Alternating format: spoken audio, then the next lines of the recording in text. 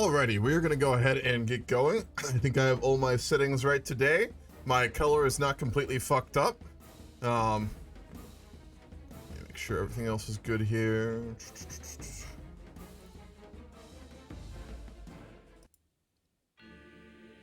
Alrighty. First off, I do apologize about not streaming yesterday.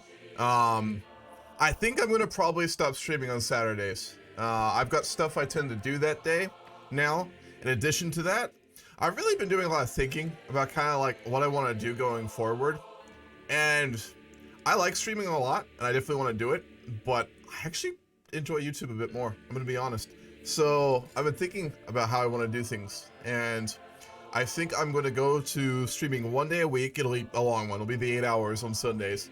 And then I will most likely, I want to try experimenting with some stuff with my YouTube channel and those like videos I want to make.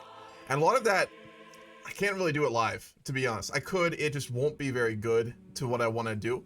So moving forward, I think I will be streaming only on Sundays. It'll be the morning Grand Campaign, and it'll be the afternoon Vicky 3.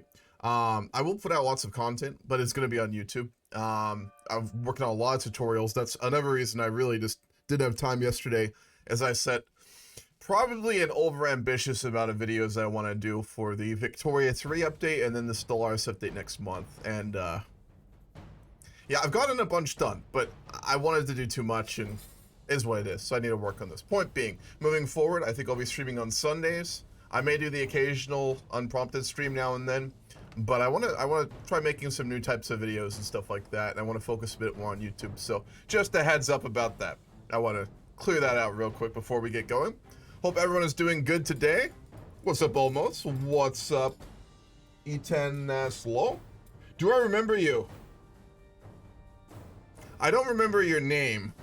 When was the last time you watched one of my streams? Tennis Law.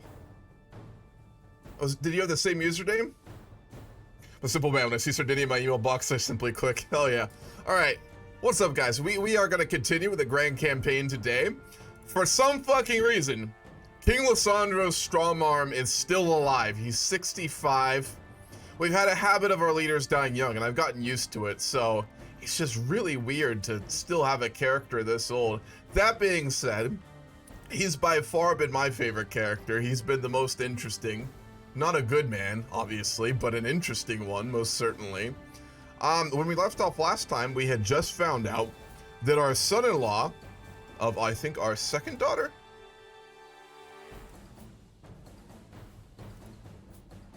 No, our third daughter. Yeah, Olympia's husband, Velf von Boulogne, has a claim on the whole Holy Roman Empire. He has a claim on the whole thing. Not only does he have that, his marriage to our daughter, who has already born a granddaughter, is a matrilineal marriage, meaning his children will carry the name Torres. Not whatever his is. Boryone. That means, if we were to declare war to install him upon the throne of the Holy Roman Empire, there would be a member of our dynasty on that throne. So what I want to do here, as I've been doing a bit of thinking about how I wanted to do this war, obviously the game will only allow you to press certain claims, right? You're kind of limited by the mechanics of it, but I don't, in a game like this, which is so roleplay based and so story based, right? I don't think that's really enough. So what I wanted to do is, before we start this war, I want to set the terms. Basically, what would have happened. So let me check something real quick just to make sure it's like my game. Yep, okay. What will have happened, basically, over the last couple weeks after our successful wars. King Lisandro is old, 65, but he's the type of man who, despite all his laurels, his glory, his wealth, his prestige, known as a holy man, though a tyrannical one, he wants to have one last great conflict, one last great struggle to install our family as one of the most powerful ones in Europe. And how will he do this? Well, he sat down with his daughter and his son-in-law, a man with no titles, no claims, just our daughter, who was at our court, of course, and he made him a proposal. A costly one, but one that should set him as probably the most powerful man in the world. What he offered him was simple. In exchange for the armies of King Lisandro and his allies to put him on the throne of the Holy Roman Empire, he asks for several things. One is that, obviously, the northern region of Corsica, owned by the Holy Roman Empire, be given to our family and our holdings.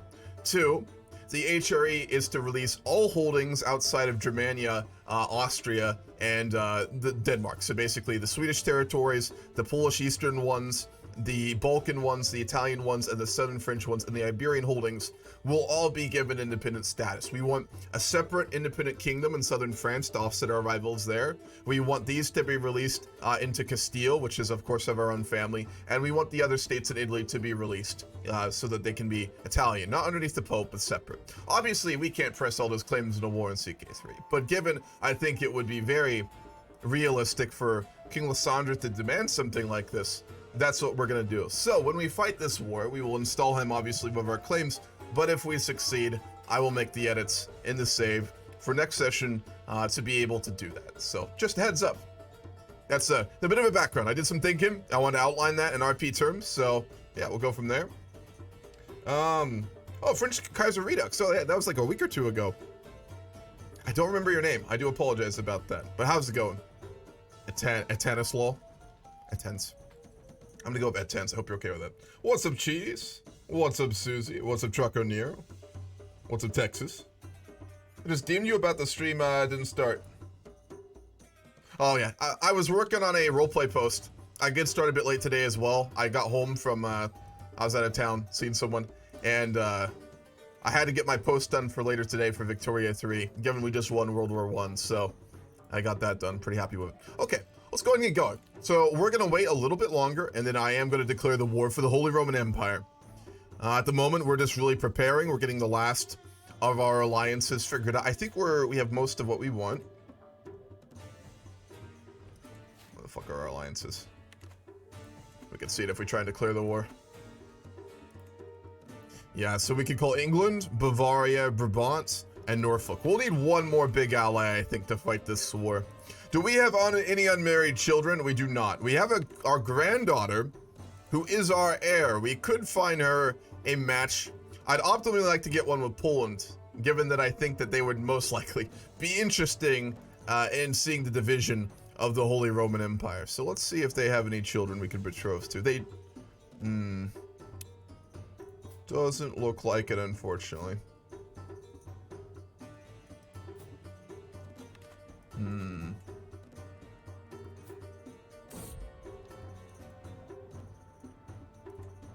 on, let me see this real quick. Does this give us an alliance?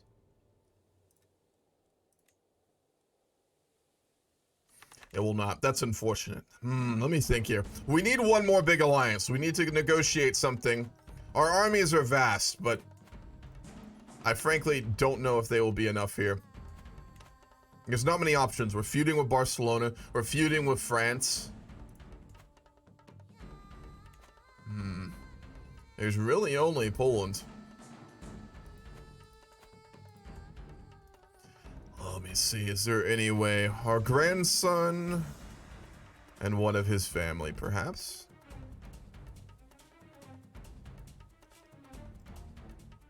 I don't think we'll get an alliance. I'm gonna give this a shot just to see. We'll get another Spy Master, or we will go for Jedi Honoradu. Let's see if we can get an alliance with him. Can't. Iberia is very chaotic. Well, I think we're gonna have to fight this war pretty evenly then. Is there no one else? No, we could get an alliance with Brittany, which would be a good idea. Further offsetting our rivals in France as well. Let's go ahead and betroth our heir matrilineally. Oh.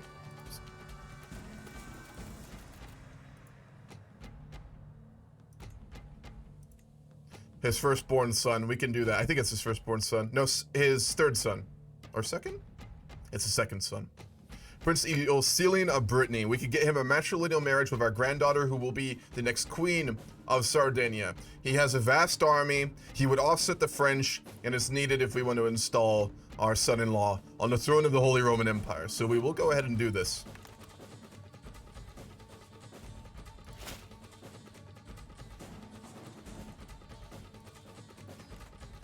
Beautiful. And then we should have an alliance with him. Alrighty. While we are going to start this war, I am going to begin a plot to murder the Kaiser. We're not the type to go about this the honorable way, and we certainly will not. Though it appears he is very popular, so I don't think we'll be able to find many people to go against him here. Maybe not at all. God damn, he is very well liked, isn't he? There's a local mayor who wants to help us. We'll bribe her and get her on board. If we could kill him and sow chaos in the Empire when we declare this war, that would go a long way. All right, we're as ready as we're gonna be. Let me get some good war music, because this is gonna be, I think, one of the most pivotal wars of the whole mega campaign. So let's do this right. I can find I had a playlist for this. Where was it?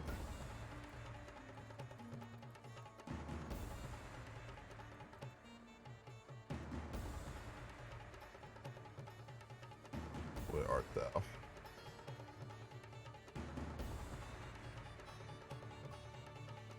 Well, we'll start with this one, and then we'll go on from there.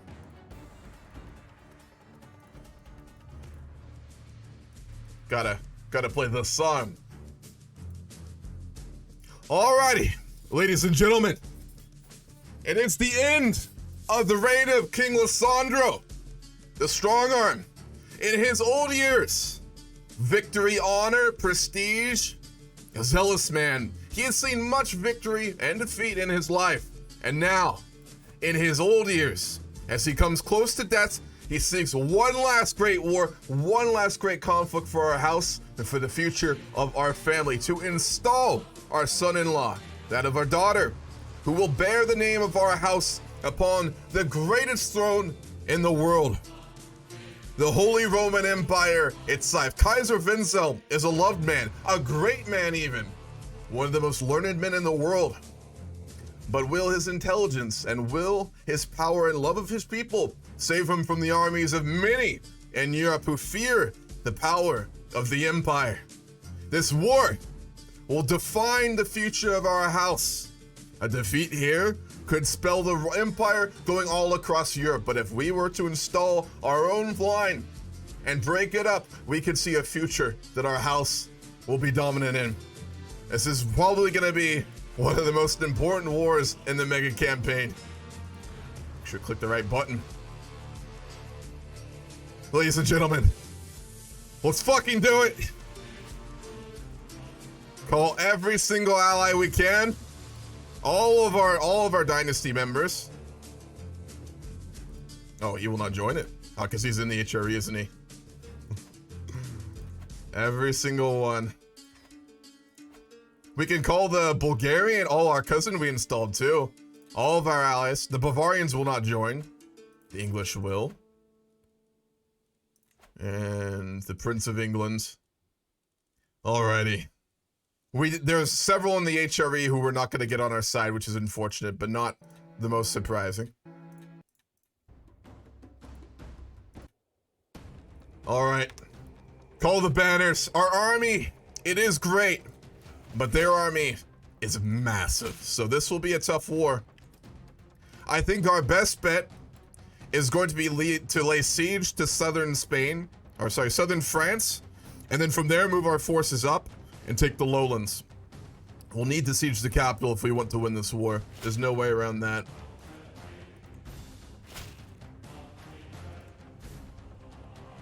We may need to hire some mercenaries too, but we're going to run such a large deficit with our army, we're going to want to wait. It's a shame he's not a heretic. That'd make things easier. Alright, let's go ahead and cross. We'll begin in Provence, a wealthy trading city and a place by which to get supply routes to our armies when we forge north. He does have 52,000 men at his disposal. The French have armies over there. We're gonna need to take them into... It's a lot of attrition. We have to break up these armies. We'll hope Castilla can do that. He has 10,000 men at his disposal. Oh shit! Idris died! Our friend and distant relative, the lunatic king of Castile is dead. His son rules now. That's very unfortunate timing. King Mudrik of Castalla. He is not a very competent man. He's arbitrary, forgiving, and shy. We need a strong man, a crazy man in charge, and we're not gonna get it. Our wife is continuing to sleep with someone else? We're very aware of that already. My wife, Queen Etsinette, is once again absent from our chambers as night falls. She's been distant lately. Well, we're gonna investigate it. Oh, my misgivings were not unfounded. I found evidence of Etsinette's infidelity. She has sullied herself of a lowly commoner, a man of no importance. As far as I can tell, it only happened once. No, it didn't. It is a cold comfort in the face of her betrayal. We'll tell the whole world of her crime, and we'll have her imprisoned.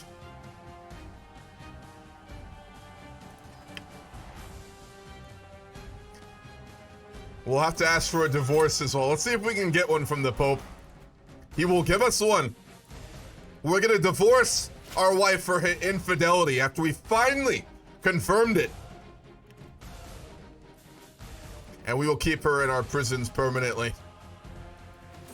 Lisandro's not a forgiving man.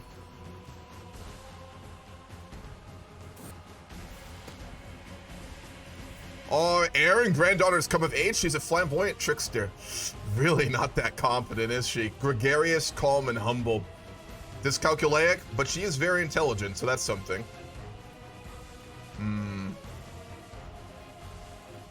We'll teach her to become a physician. Give her all the training we can get. She needs to get more competent to rule. That's not a strong heir. I was hoping we'd get a good one. We're being blackmailed. Well, my grits has come to this. I know that you are Queen Petrona's real killer. He asked us to murder his wife. That's how we befriended King Idris originally. You gotta follow Eulosaurus Rex 88. Nice name, by the way. We don't give a shit. Everyone knows we're a murderer. We're well known to have killed the King of France. What's another royal figure on our name? More dread, more infamy, but at this point, it matters little.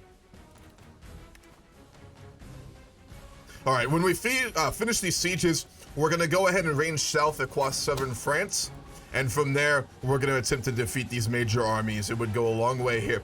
And the murder plot against the Kaiser's been discovered. Damn, that's unfortunate. Well, no use in that anymore. There is an alternative.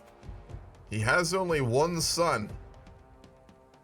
Perhaps if he did not have an heir at all, many would not be as loyal. We will attempt to kill his son if we cannot kill him.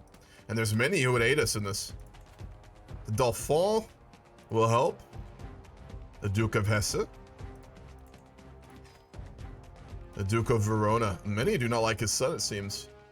He is the loyalty of his vassals, but it ends there. Ooh. The Kaiser landed in England. He's sieging it out. We have to go quickly here.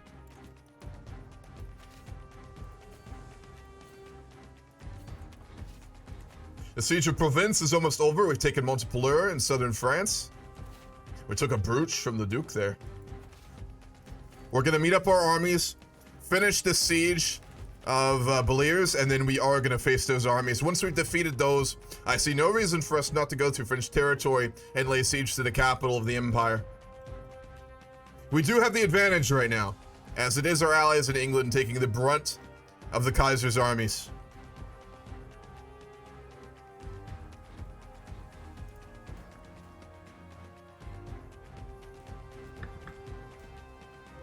Here we go. We do have the ability to get bombards. I think we're still using trebuchets though. The coincidental death of a number of important officials in Granada around the same time has thrown the region into a bit of chaos, given the big difficulties in securing reliable replacements for several positions at the same time. That's unfortunate, but not a major priority for us right now, let's be honest.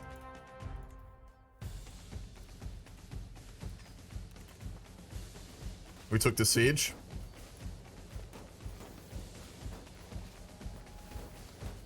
All right, here we go. We'll split their army. If it comes to reinforce, we'll cut it off. We've already done that event. There's one. Let's see if we can cut them off as they range north here.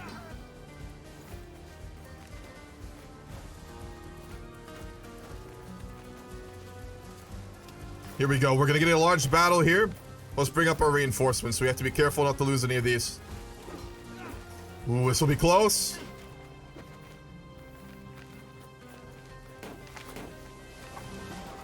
We got it.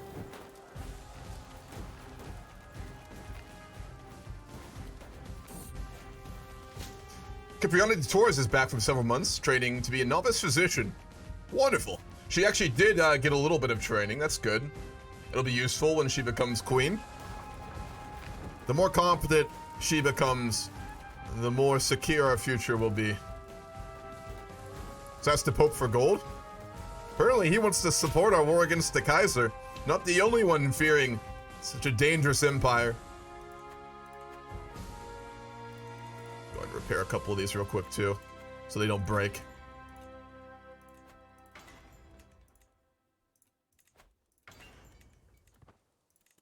We can negotiate alliance with a prince and the Prince of England. See if we can call them into the war. Carl is inspecting a ship anchored in one of the harbors of Maastricht later this week. It would be easy to have my agents drench the rowboat with the ferryman flywheel liquid. That's how we killed the French king as well. 95% chance. Let's do it. And we succeeded.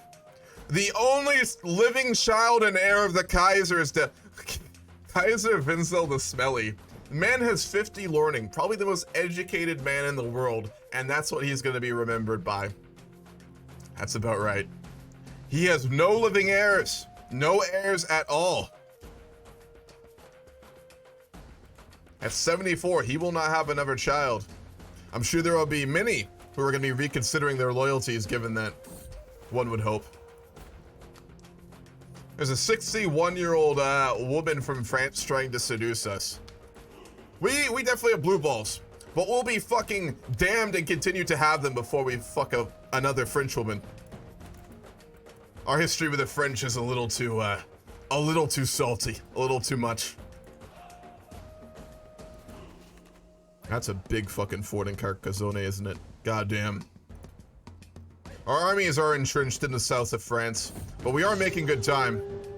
As the siege of the barony of Rodez comes to an end, I sit and ponder the events that occurred as I commanded the siege's strategic decisions. Were their defenses too weak, or my men and weapons too strong? Either way, it suddenly feels like something was off. My liege, a lot of our fortified hoardings still use some of the same technology. We have the money, we'll invest in it. It'll de-stress us. King or peasant, high or low, it does not matter. In the end, we are all mortals. I was reminded of this as I woke up coughing in the early morning hours, a dull ache pounding my head. You seem to be under the weather, my lord. We're sick.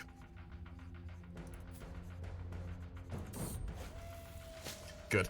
Our physician saw to our ailments.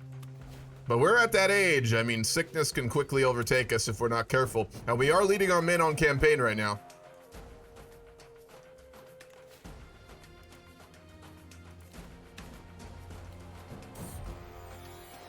I'm out riding, my dog Ghost besides me when she suddenly runs off into the hills. My retinue assures me she'll be back. Oh, let's hope so. He's gonna blow a gasket if his dog dies. I find Ghost after a few minutes of searching, happily wagging her tail and pretending like nothing's wrong. And she brought us some gold too. Wonderful. Time for murder. Goddamn right. How many members of House Salient are left? Which House Salient? Which one's that, Dolphin? What's up? How dare her try to seduce you? I know. A French woman. She should know better. We are attritioning so hard here. But we have to take that castle. We're up to 60% too. His supporters are quickly disappearing. If we succeed in the south of France, we may end this war very quickly. I have to imagine that the Kaiser would also not be too exuberant and enthusiastic about this war. His son is dead. He probably knows that we murdered him, or suspects it. He has no heir.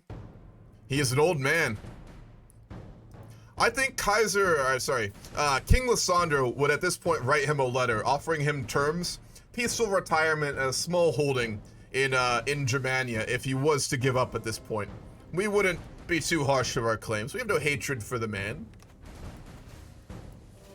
Which we would probably honor, maybe. King Lisandro might honor it. Man, this castle's attritioning us. Okay, good. We're no longer sick. We're not gonna die. Quite yet. The Kaiser's family. Ooh, that's a good question. House Salian has 191 living members in 22 houses. They have many, many left, but of his direct line, there's none. We do have available dynasty as well. The glory of our house has become incredibly strong. Is there any suggestions? I'll run another poll for our dynasty as with all the other ones.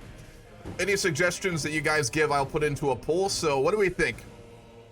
Language, scholars, and customs, squire traditions, faithful magistrates, ominous reputation. That would make sense. Resilient bloodline, vibrant court, desirable match, or close bonds.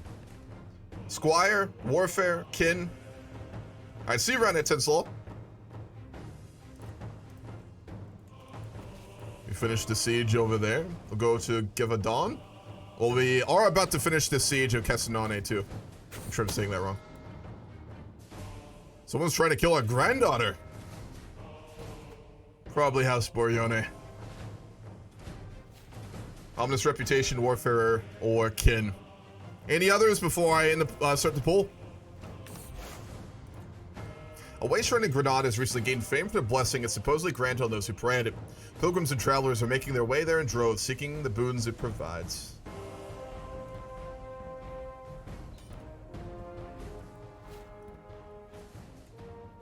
He's ready to give terms. Alright. RP-wise.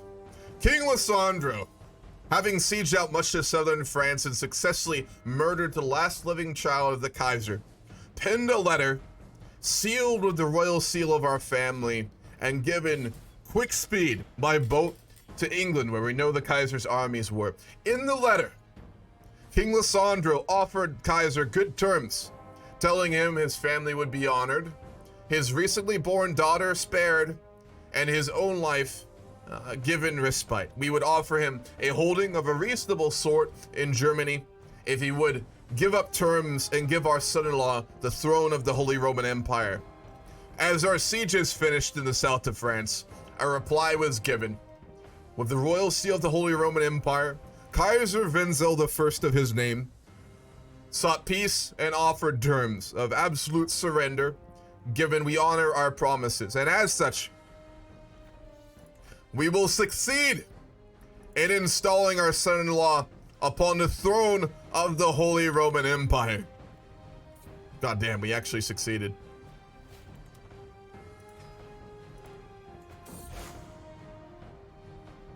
Our daughter's no longer our cupbearer. She's empress now.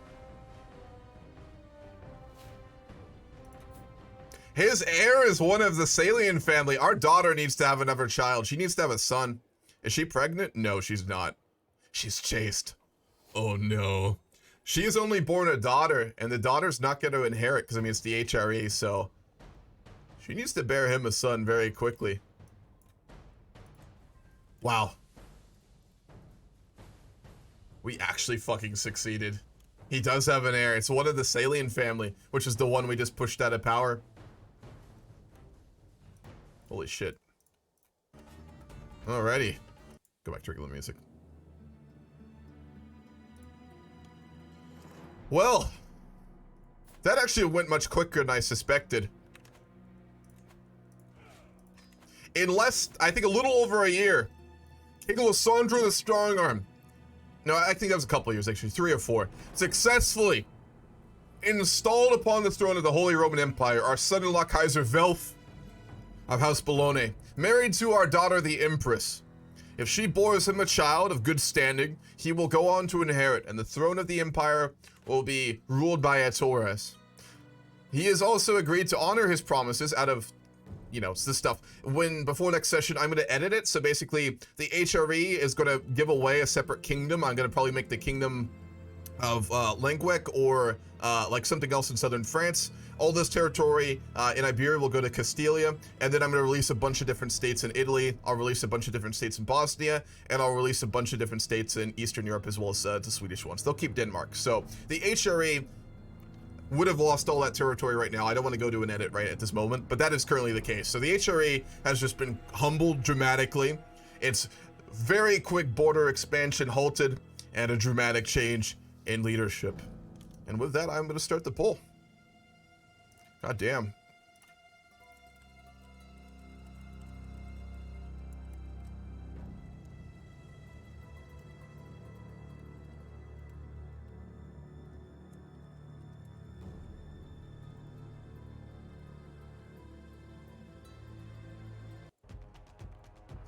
Woo! Ally the HRE? True, we can, can't we? Or maybe? No, we can't.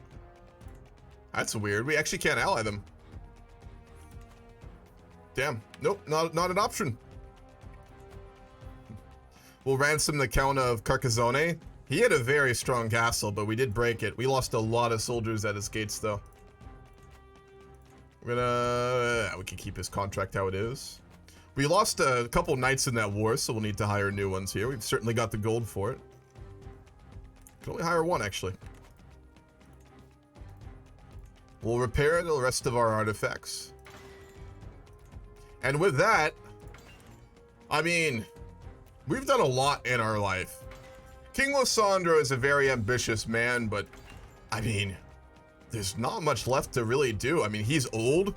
He's 69 years old. He could live a couple more decades, but his health is beginning to ail. He has no wife, as our old one is currently in our dungeons, where she will probably die. In our life, we have conquered much. We've taken Barcelona from our rivals. We've murdered the King of France. We've taken territory in Africa, and we've installed our line upon the throne of the Holy Roman Empire. If an opportunity for another war appears, we will not shy from it. But I think at this point, King Lisandro is most likely going to become a little more relaxed in his elder years. So, on that note, we're gonna go develop our capital and get absolutely shit-faced. Beautiful. I mean, we've got a lot of very fine wines and good spirits. We might as well make use of them. We've got nothing else to do besides administer our state.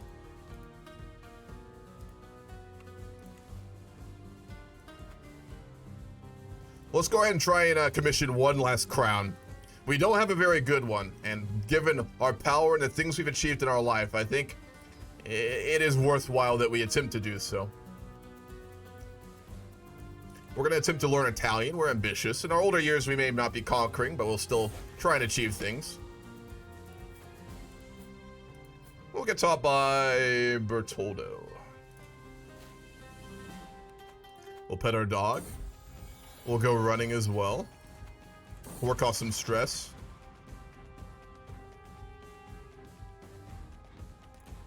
And then we'll relax in the shade of a giant shade tree. In my territories, there's a well-known shade tree in one of the villages. I think it's time I visited and see whether its reputation is well-deserved.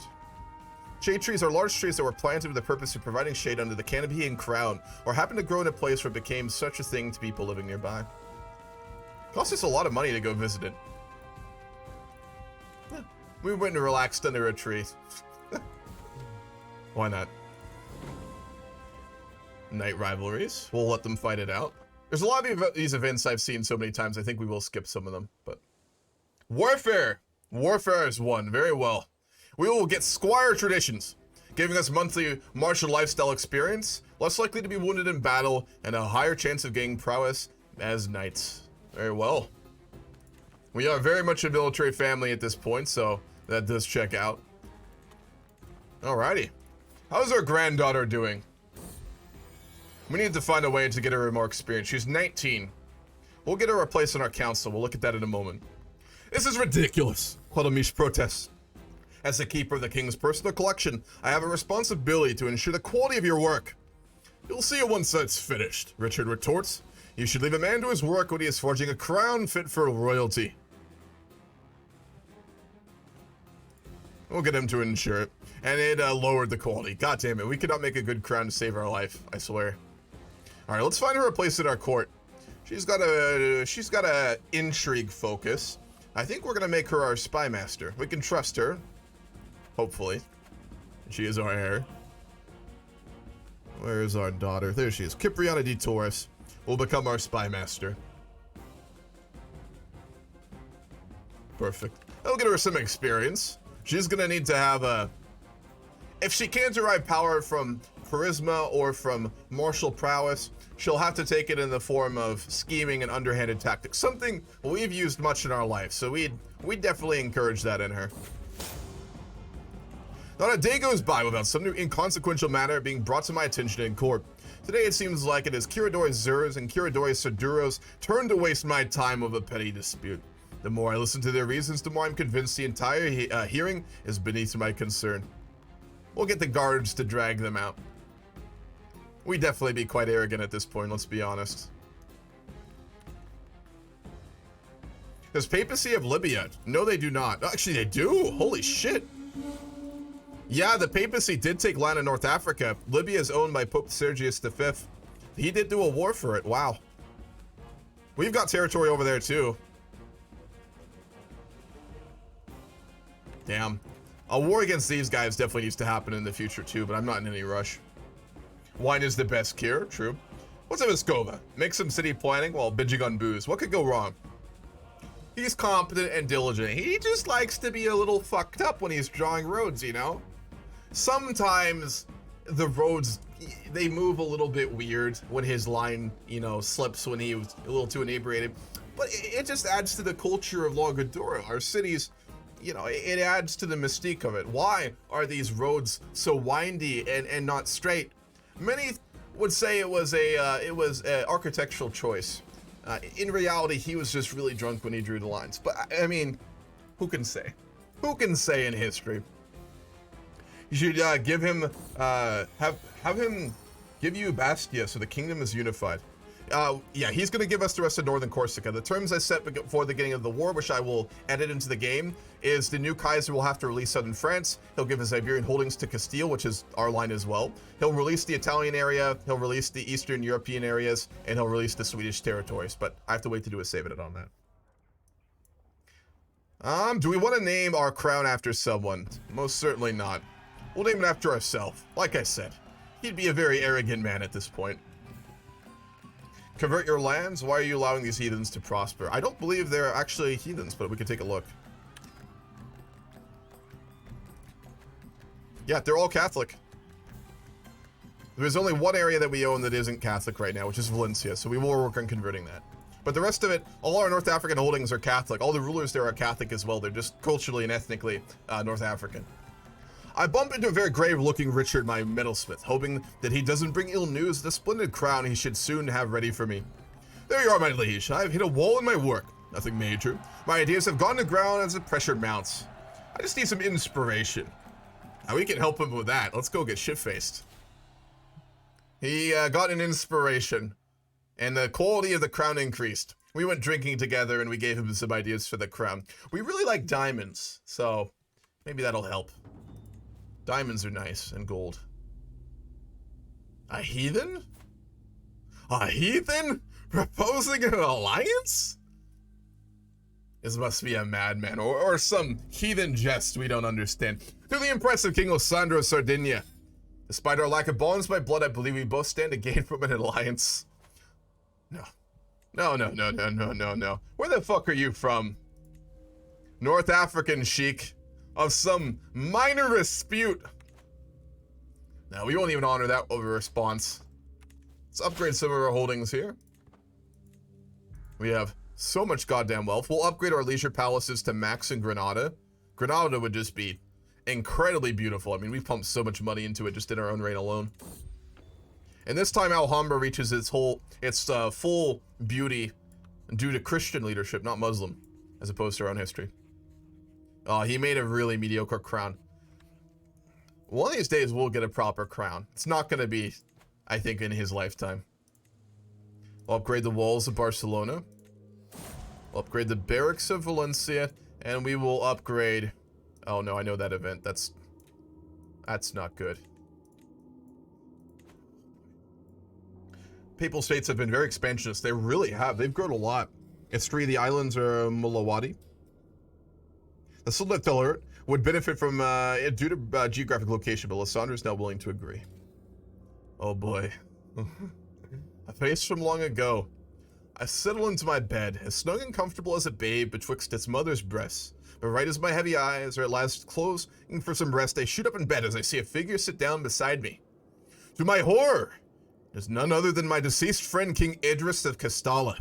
He callously cackles at me as I shriek in horror. Come now, Lisandro, is that any way to greet an old friend? I come to you with a warning. The lack of basic care and compassion for the suffering of others leaves your judgment weightless, but your heart is heavy as a brick from each foul deed you commit. You must repent for what you've done. I learned the hard way that every sin we commit incurs a debt to God, my friend, and he is not forgiving of his debtors. This man was a lunatic and we did some bad shit together. Oh boy. Our old friend who's dead is visiting us from hell, telling us we need to repent for our many horrible deeds. Whatever it takes! We're gonna... Uh-oh. That's not... I hope that's not a crash. No, we're good. Okay. We're gonna take a... Oh, no, it was a crash. God damn it. Apparently, the game didn't like us trying to repent for our sins. We're gonna have to, reload the game here. God damn it. That's a little worrying. Hopefully we're fine. Yeah, we're seeing dead people again. You know, we went on that trip to see ghosts and I was really hopeful when we didn't see them that we weren't gonna be batshit crazy, but much like a boxer, when you think they're down and they've taken too many punches, they get right back up again. Much like the mental illness of House Torres. You know, any of our family who thinks that they've outpaced any form of dramatic, debilitating mental illness will find that it's a little too deep in our genetics at this point. The inbreeding, the trauma, the gigantism, the generations of poor coping mechanisms, it adds up. It really does, you know. So, that's unfortunate. I was under the impression that Lisandro wasn't crazy like his father, but tyrannical and cruel. We'll see. In the end, he may not just be a tyrant, he may be a crazy one. He still could live for another couple decades, let's be honest. Then again, that event fired, and we're gonna have to load the autosave, so we might not get it. To be fair here. I don't know how far back this will be.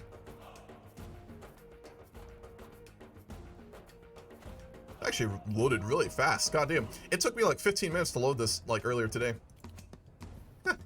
No. Alright, let's see if we get an event. Let's see if we get that event again. We also gotta do our upgrading here. Again. We lost our court physician. And our steward. For our steward, we will place Archon Amaias. It's a political appointment, but he's a competent steward, so we'll give it to him. And then we'll need to seek a new physician. Yeah, that crown is no better than it was before.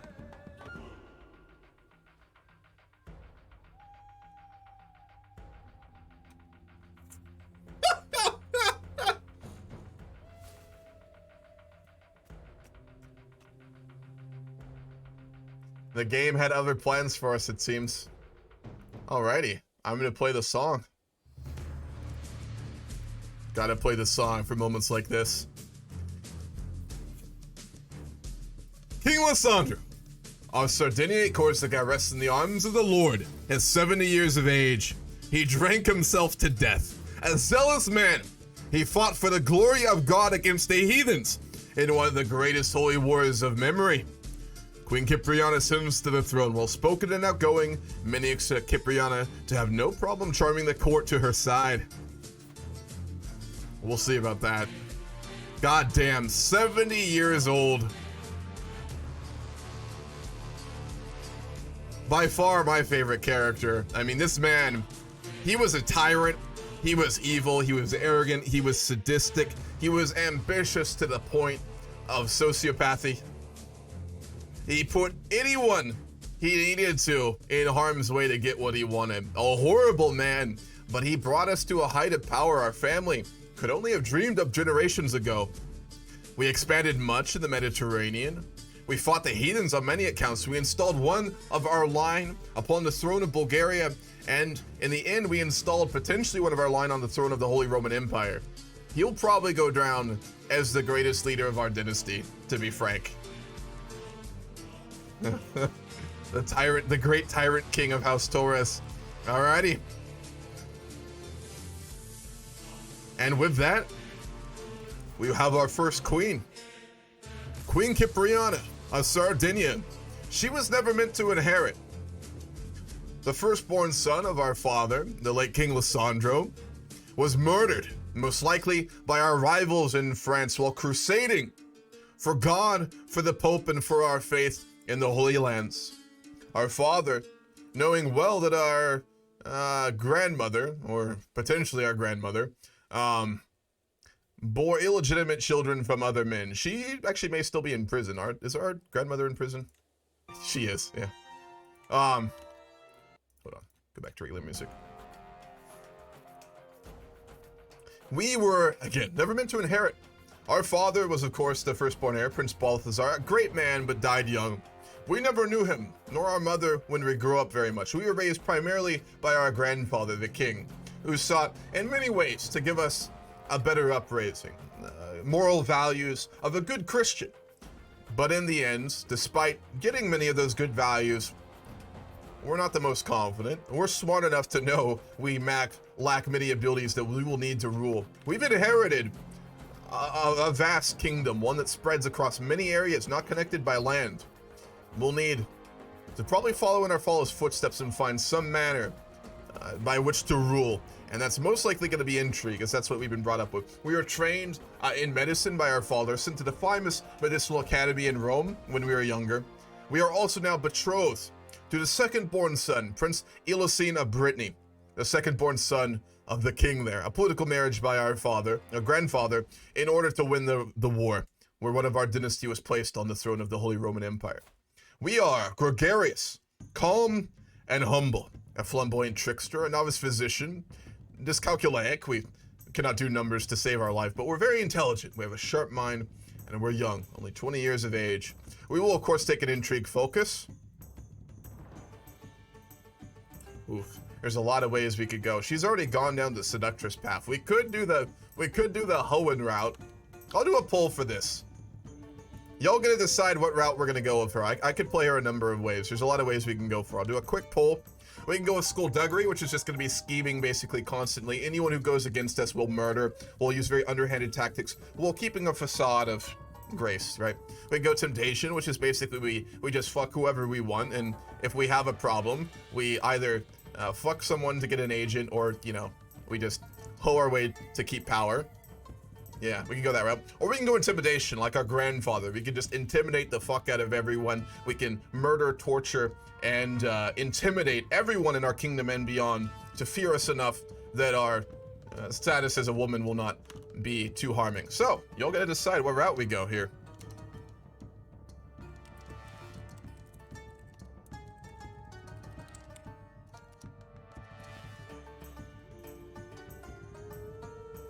I think all routes will be a lot of fun, to be honest, so we'll see.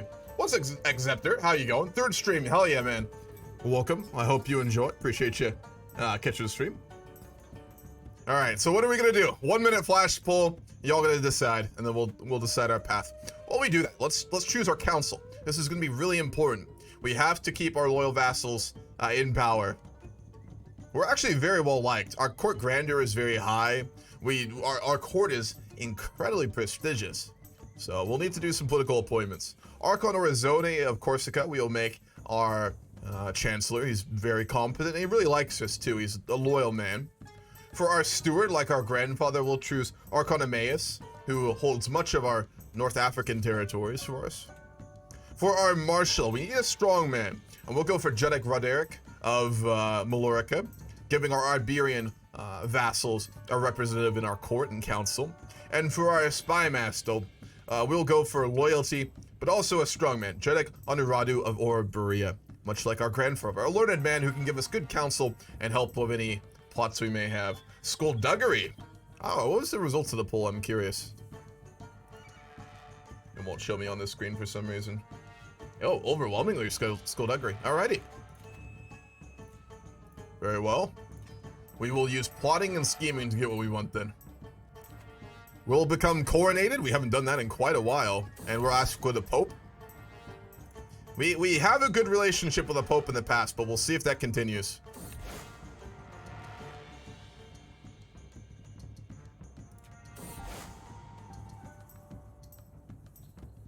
The Pope has responded to my request and has requested giving them one of my family members as a hostage.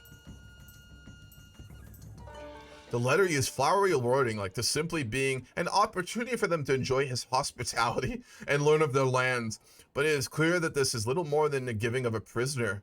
That's a big fucking ask. Our half-sister. That's from our mother. She is not direct family. She's only a half-sibling, so we'll accept. We'll make the deal. We'll go for an expensive coronation. We obviously, as a queen, need to install a lot of legitimacy, so we'll probably have to take out a small loan for that. Make sure we got the right gear here. Let's see here. Attraction would be very good. We can use that to keep our vassals loyal. We'll go with Gunilda's Cantiga about the erotic. We'll keep Ancient Scarab Brooch. We'll go with, let's see, we'll change this out. As a woman, we gotta use some sex appeal. That will really do a lot to keep our vassals loyal, so we'll go with,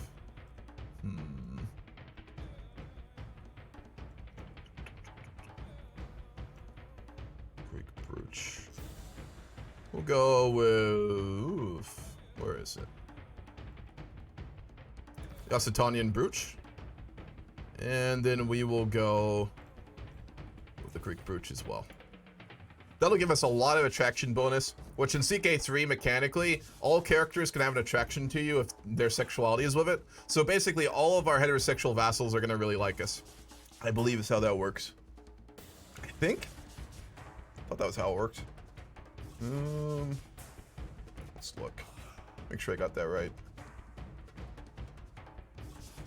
I thought sex appeal did a lot. Or am I completely mistaken about that? Don't see it. No, it does. Because of the bonus. Yep. There it is. Attraction bonus helps all your vassals. Okay, we're gonna go ahead and, no, we're not gonna ransom our grandmother.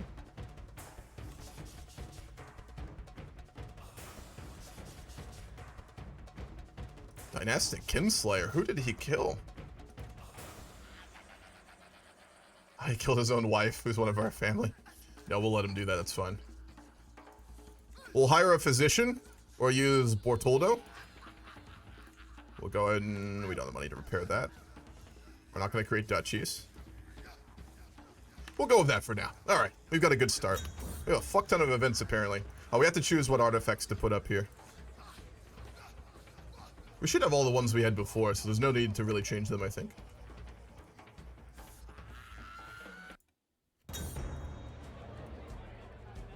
Started as an ordinary feast, became an exceptional one thanks to the presence of Kiradori Sudaru. We spoke all evening about all manner of subjects, and as things would have it, we seemed to have a lot in common. I had such a good time with him. We look at our traits again. Gregarious, calm, and humble. So we're gonna do a lot of feasts. We'll attend really like any feast we'd want to. We're definitely gonna become a drunk, let's be honest. It'll happen probably a bit later. Calm and humble. We have very good traits. We may actually end up being a very good ruler, we'll see.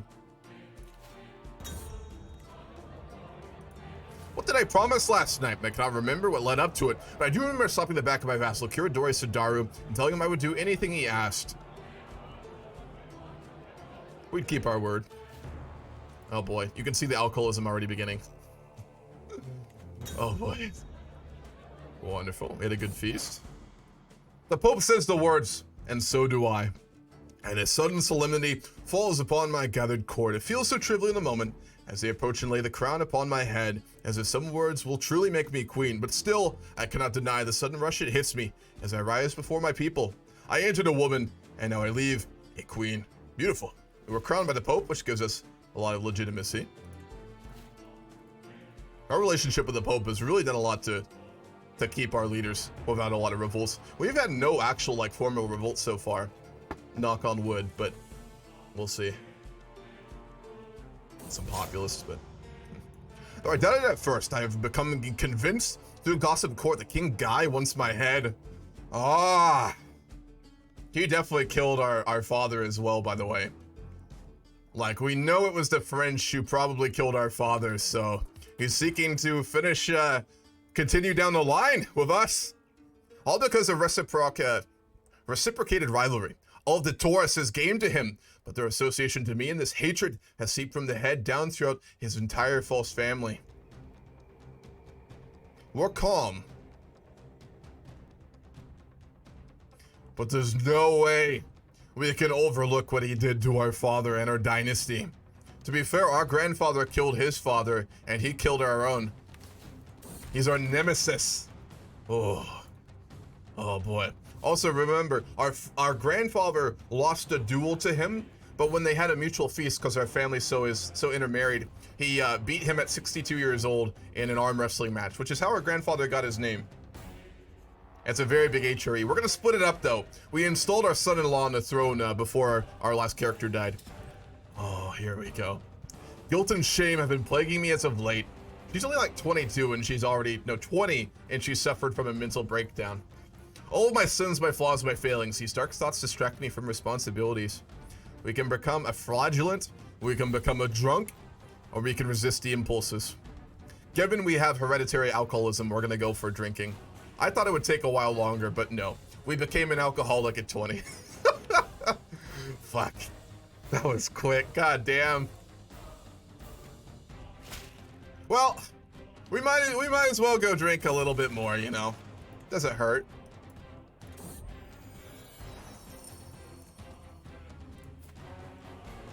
How old is our betrothed? 14. He'll come of age shortly.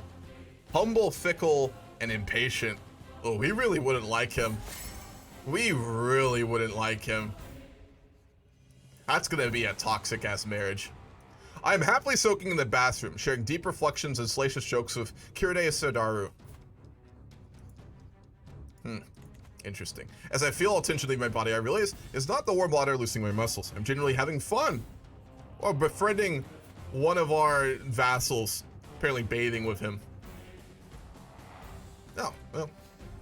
Yeah, we got a friend, I guess. It's a little weird, but I'm just getting images from like the fucking English court and Vikings. If anyone has seen the Vikings TV show, it's really fucking good. You remember like that, like the bathhouse that the king used all the time? It was really weird. That's the image I'm getting in our head of our queen right now. Just bringing everyone to her Roman bathhouse, which there probably would be one on our island. Let's be honest. A dark night can truly make the shadows of my castle hallways come alive. The perceived risk of unsanctioned visitors rise even higher with every unguarded corner spotted. If I alone can see many faults, imagine the many people with similar perspectives could see. We can't fucking afford this.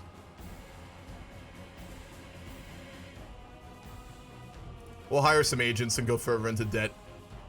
We might be getting a bit paranoid. Also, ooh.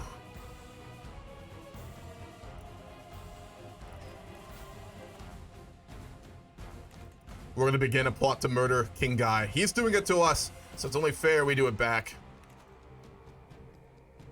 Time for beer. The alcohol rulers of Sardinia, keeping the tradition alive. True. So this is what you should do. Domininga, an expert in the discreet arts, has been all over my castles, scaring both servant and courtier alike with emerging from darkest corners. Huddle around her notes, a detailed plan for increasing security slowly taking form. We'll take her on as an agent, and we'll get improved defenses in our castle. We've got to cultivate an army of agents here.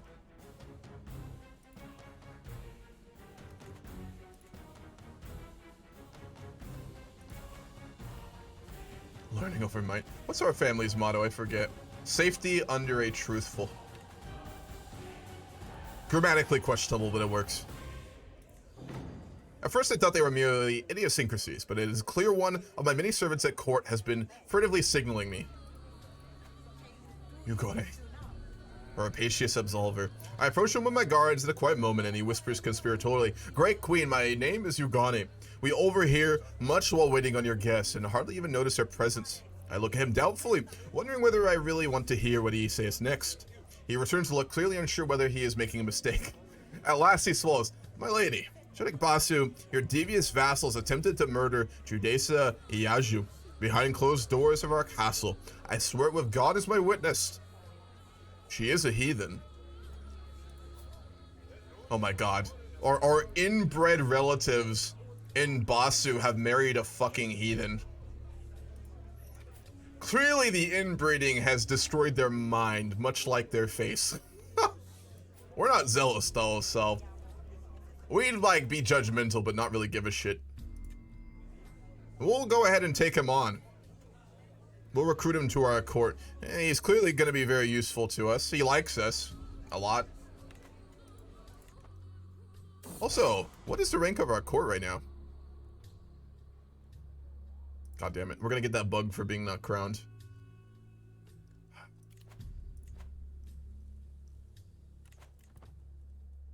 Our court is currently ranked 3rd in the world.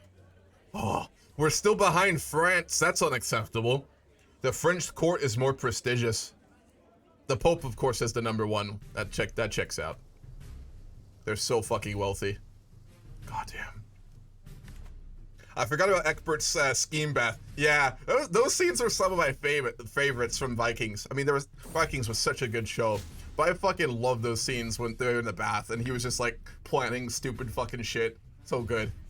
Oh man. The actor who played King Eckbert was just fucking so good. Like I'd say he's probably the best actor in that show, or he gave some of the best performances.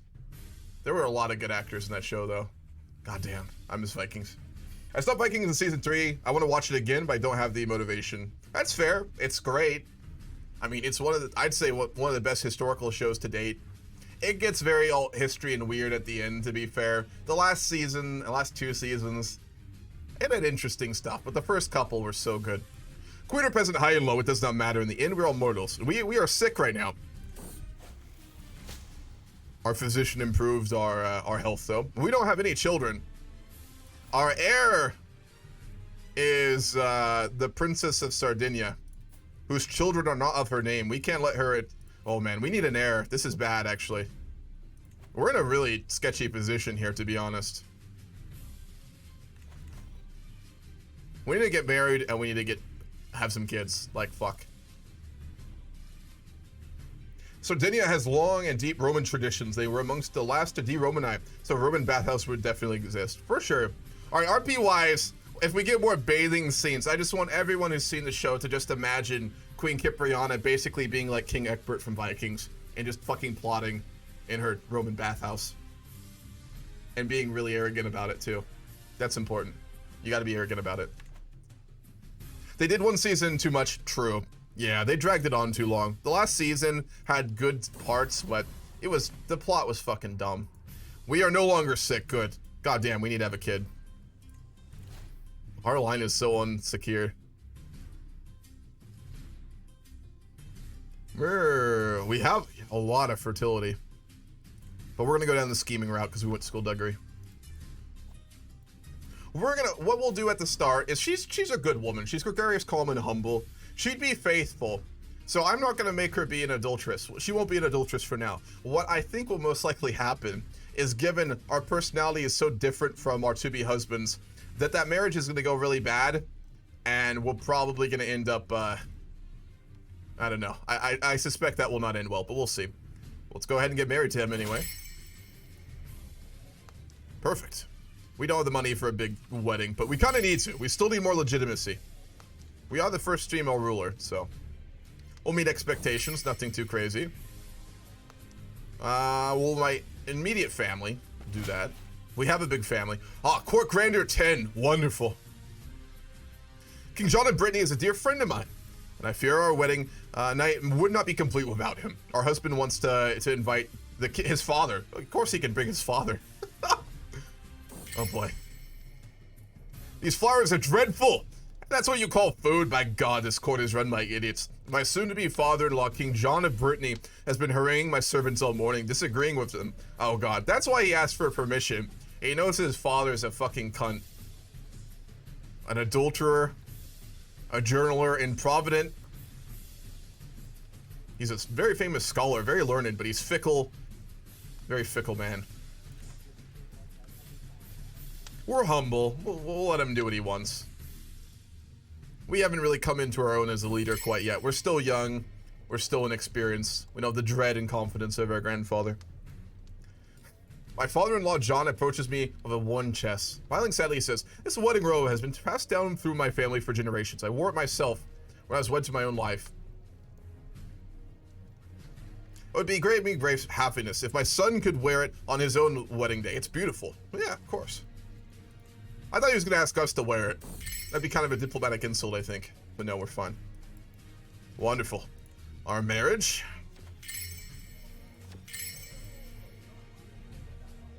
Oh. The extravagance has somehow offended our husbands. That backfired. His family was impressed, our own court was impressed, but he didn't like the extravagance. Oh boy. Alright, we're married. This is not going to be a good marriage, I can feel it. That is the tradition of our family, though. What started as an ordinary wedding became an exceptional one thanks to the presence of King Elcelian. We spoke all evening about all manner of subjects, and as it would have it, we have a lot in common. Didn't expect that. I had such a good time with him. Well, our compatibility went up. We have sappers now. My lady of the wine. We cracked open the next barrel. It has gone bad. We don't have the money. We're gonna make our courtiers pay for more wine. Fuck. Ah, King Guy has found out that we are attempting to murder him. Damn. Well, like in the middle, oh my gosh, of our feast when we're getting married, we just had a courtier come in and tell us that the King of France knows we tried to murder him. So, brought down the occasion a little bit. Well, if at first you don't succeed, try again. We're gonna murder his wife. Again, we're not sadistic, we're not arrogant, we're not evil, but he killed our fucking father, and we know he did, so we're gonna try and kill his wife if we can't kill him. They're all fucking French. They're all part of House Boryone. They all deserve nothing more than death. Alright, here we go. How will the relationship of our husband go?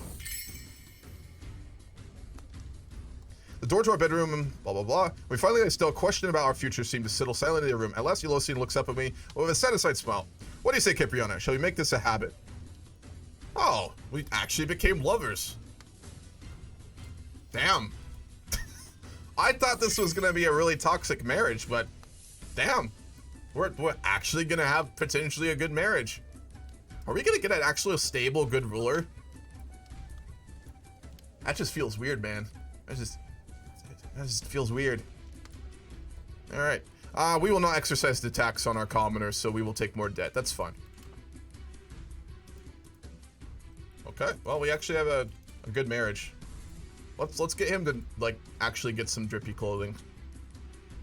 We've been using Byzantine culture clothing, so we'll get him to wear something actually solid.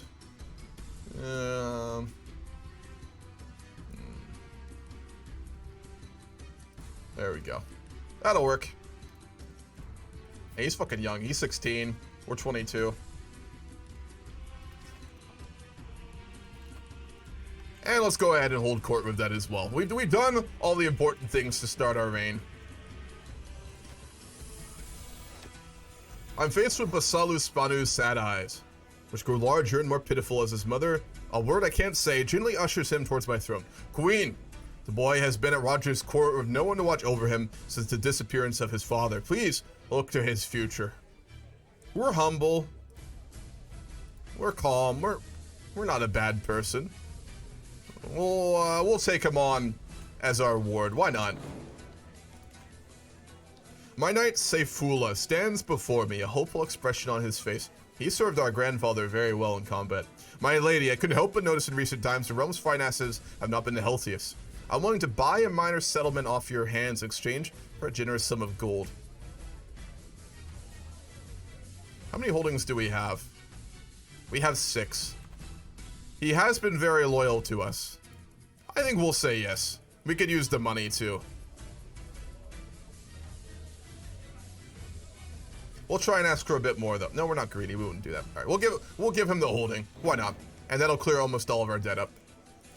My lady, I represent a religious figure for the community of Berga. While rampaging through our modest archive, we came across a very peculiar book. The cover dusty, the binding fragile, and the pages yellowed with time, but it contained the most unusual drawings. We're certain it is unique to the world, a long-lost vault of knowledge, a true treasure. Mysterious book. We'll take a look at it. What did we get?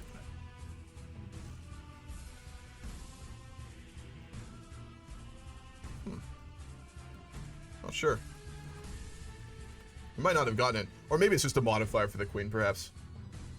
Goddamn, Homo, I barely am at peace in World War I, and Bismarck is like, let's go brutalize the Scandinavians. You mean for the Vic game later, right? You know they're communist, right? They're a council republic. Bismarck is also no longer in power if you read the post. Also, I'll link that real quick. If anyone's planning to watch the Victoria 3 roleplay game later, I did a big post earlier today. If you're on the Discord, you can see it. I'll link it real quick. Pretty proud of this one. I worked on it for a while. I was up really early this morning. But yeah, Bismarck's not in power anymore. He's actually in jail right now, waiting for trial. The liberal government arrested him and the military government that didn't cede power in the war. If you'd like to see the roleplay post I did this morning for our game later today, which will tell you where the direction of that game will be going, which is going to be very dramatically different, you can do so there. Yeah, Bismarck is, he's not in power anymore. The Kaiser probably has the most influence now, which is odd given it's a liberal government, but he's a reformer. Sorrow and mourning. No matter how many days twist and pass, winds whisper coldly through the grass. When one so great falls so far, 'tis rare for any to escape less a scar. We're gonna be polite. That's lovely. It's okay. It's been worse. Alright, how is the scheme going right now? 16 months and we're gonna make an attempt on her. Let's take a look at also our counselors and an overhaul. We haven't done our missions for that in quite a while. During a trip to the castle town, my ward Basilu and his servant Ambrosu vanished without a trace for several hours. The misplaced duo were found, Basilu having apparently planned with Ambrosu to ration their meager loaf of bread. While they hadn't been missing for more than an hour, the experiences seemed to have instilled a respect for even simple luxuries in Basilu. He becomes temperate. Nice. That's good. Alright, let's take a look at our court real quick. We'll get our Chancellor to work on domestic affairs. We really need that. We need, as a queen, to obviously keep loyal vassals. Let's work on rebuilding control in Lagudoro and then our other holdings with our Marshal. Our Archbishop will get to convert the islands of Minorca, then the other islands of Ibiza, and then we'll convert Valencia. Our Spy Master will keep to disrupt schemes, given, obviously, the French are scheming against us, and we do have to worry about that. We'll get our husband to also work on intrigue as well, which we really need. We're up to 22 now with his support. We also did lose our physician. Let's look for another one.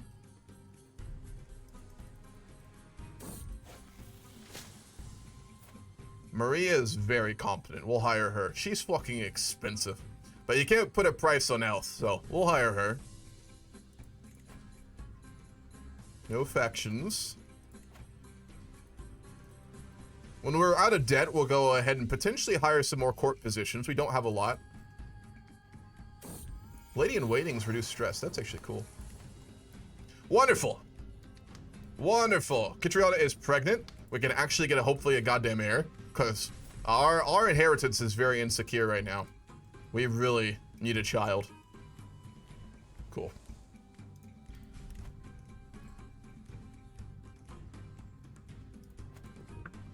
So many holy orders. What's going on right now?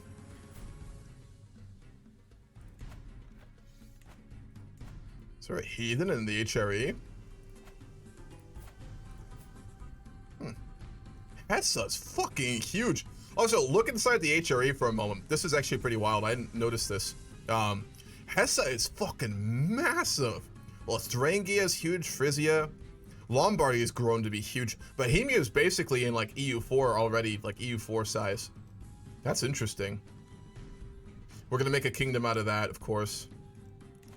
Lombardy is going to be very powerful in Italy because they're going to get released when I do the save edits. They already are technically independent right now, RP-wise, but I haven't done them. Whoa. We inherited the titles in Corsica. Ayasio has gone to us. Wonderful. Wasn't that from more like... No, they had Baju. I thought that was a really like inbred family. No, it wasn't though. Damn, he didn't have any children. Archon Orizone. He was a fecund and he had no children. Damn. We inherited a lot of artifacts from him too. We'll need a new Chancellor. We'll go with Jedek Roderick of Mallorca. He's very competent. Let's take a look at what we got here. See if any of them are better. Sardinian Sword. Eh. 2 Sardinian Swords. A lucky coin. The Torshitaru Ayakio Chronicon. It's really not that good for a famed artifact, is it? They're alright. We have 2 swords. Let's go ahead and give them as gifts. So we don't really need more at this point. Let me think. We'll gift 1 to our husband.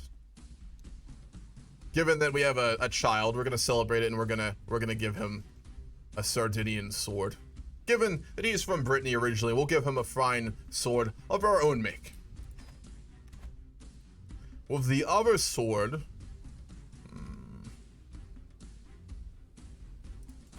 we'll give it to our aunt, the Kaiserina of the HRE. We'll grant her a Sardinian sword as well, so she doesn't forget where she came from. We'll give her the other one.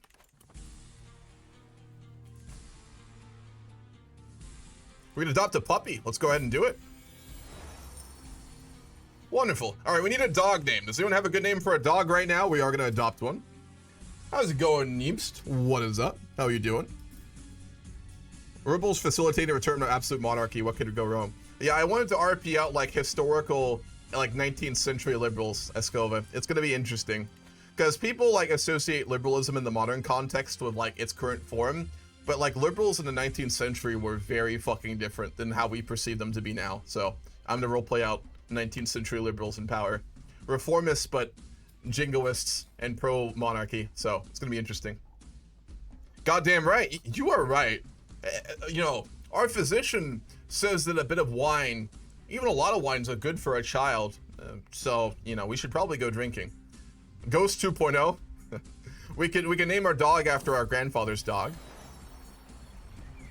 As I pet the dog on the head, he happily wags his tail. What name would suit him? Something historical? Alluding to his brown fur? It's an important decision. Alright, what do we got? Ghost 2.0. Any others? Lisandro. We can name it after our grandfather.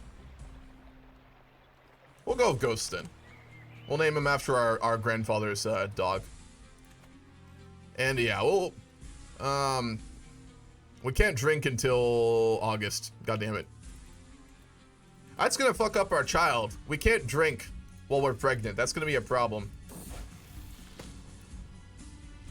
I've heard rumors about a noble and valiant warrior woman in a distant land who is immortal and stands guard on an ancient gate made of marble and obsidian. Those who best her in combat will be allowed into the gate, which is a portal to heavenly paradise. If it exists, could I go there?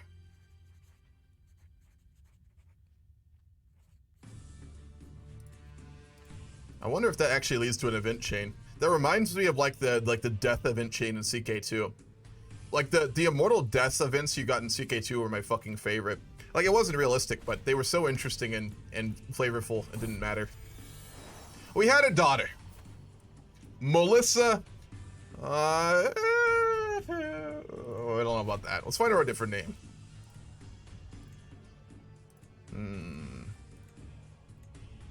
Marina. Clementia. Christina. We'll go with Stefania. That's a good one. She potentially is intelligent and has an Edict memory. Because our character's husband, he's got an Edict memory and we're intelligent, so she might actually get both. God damn. We'll give her a diplomacy education. Well, we do have an heir now. We do have a child. Good. Watch as we only have daughters and like have another female leader or something. Swift execution. We have a lot of money. We're gonna host a feast. We're gregarious. My spy master comes to me with grave news. We do not yet know who, but someone is plotting to kill us. Well, at least our inheritance is secure. That's worrying.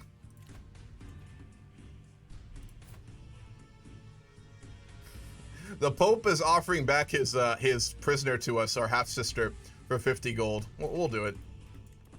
Damn, are you that broke, man? You're really not. As one plate of Feud is replaced by the next, my husband, King Ilsolin, goes on and on about rumors at court. That's how we salvaged that mess. Are you sure I'm not boring you, my lady? Let's talk more about him. Let's try and befriend our husband. Be a good idea. Name spouse. I'm not naming someone Spoons. You gotta do a realistic name, man.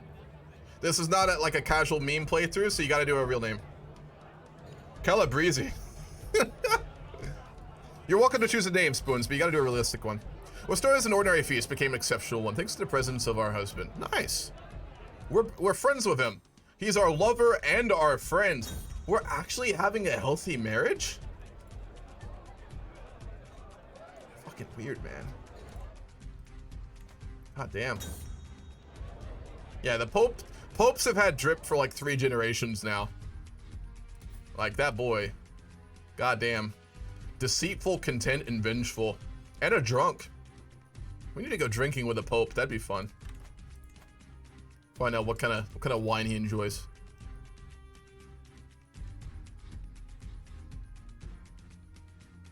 Oh, we'll do some drinking. Always helps. My agents have acquired a discreet powder, which leaves no trace when dissolved in drink. The servant's responsible for refilling and handling Queen Deuce's cup. Her name is Deuce? Fucking Mussolini reincarnated into fucking the 14th century. The servant's responsible for refilling. Cool. Let's go ahead and try and kill her. 51% chance of success.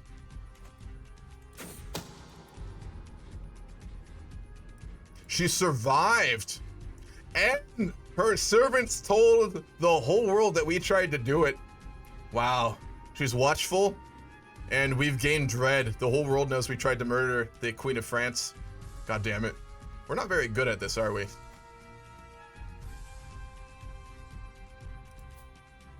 We can marry the king's, we can murder the king's brother. Let's try for that this time. We can actually hopefully hire some help as well. No, we're not gonna bribe the queen to help us. She apparently hates them, but she'd definitely tell the king. She knows we tried to murder her. We'll hire the mayor, we'll hire the baron to help us here. Sounds like a game of Clue, doesn't it? I think we had one more option. No, we don't. Okay, we'll go with that. He's got the money for the drip. Yeah, he does. The papacy is so fucking wealthy. They're ridiculously powerful in this game. Got nothing else to put my points on, so it's worth the shot for sure. Reincarnated. Pretty sure it's in the past. It is a past life. Who says you can't reincarnate into the past? You never know. And we're pregnant again. Good. Nice. What's the religious map mode like? Let's take a look. We'll look at the faith map mode and we'll look at the culture map mode real quick. Catholicism is dominant. It's all across Eastern Europe. There's a bit of Insular left in Ireland still, but it's losing ground every time we look at it.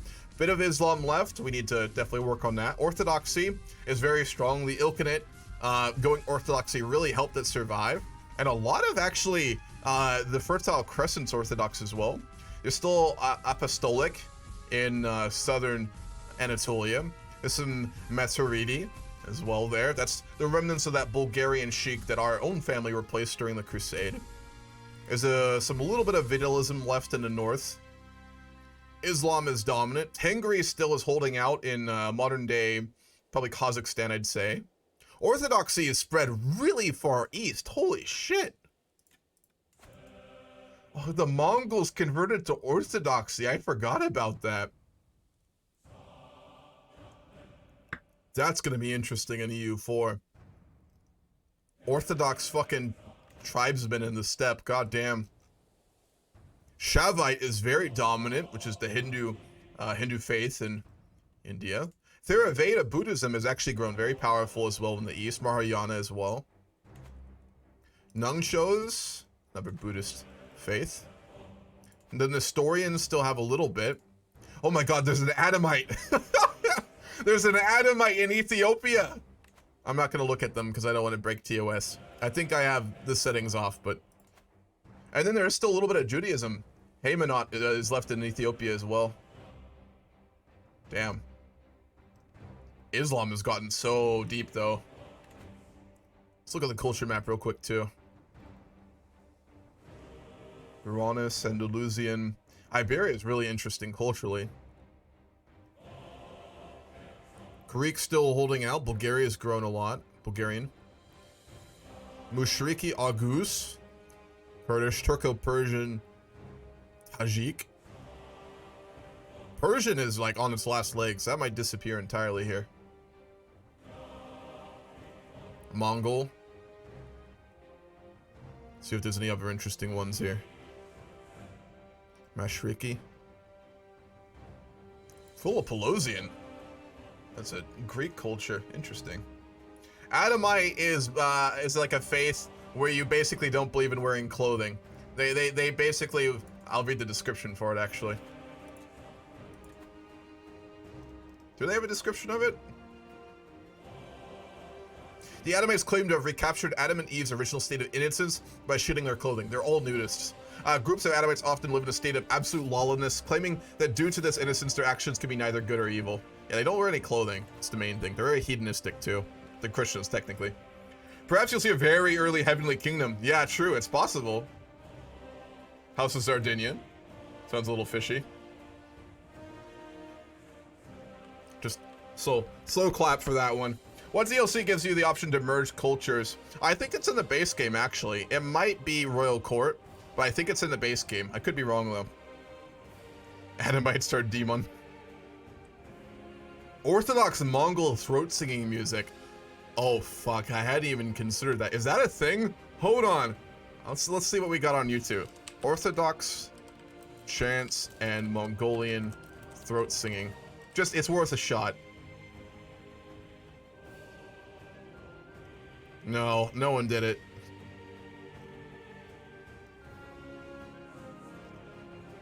Oh, I was hopeful. Oh, this is a good song, though. We're gonna take a break from our Christian music for a moment to play a good song. I don't know if this is copyright, but it's a good song. I want to play it. In honor of the Orthodox Mongols, we're gonna play this song. Cause it's too fucking good not to. Boryone. Yeah, Chagatai are still around too. They're Muslim though. I think those are the only two successful Mongol empires left. Yeah, it looks like it. Georgia's gotten big. Whoa. With a 10-year-old queen who's barren. Oh man. Yeah, there's no more. The White Horde is actually still left. They're Tengri too. Tengri's in fucking Hungary and Romania. Man, I kind of hope they survive a while. That'd be pretty cool, not gonna lie. They won't, but... Huh. Yeah, wow, that's interesting. Also, let's look where our house is. We've got one there. I think that's the only one we have. This one should go to us. Has he born a son yet? Oh, he got fat, Jesus Christ. Oh my god, our aunt is... She hasn't given a son...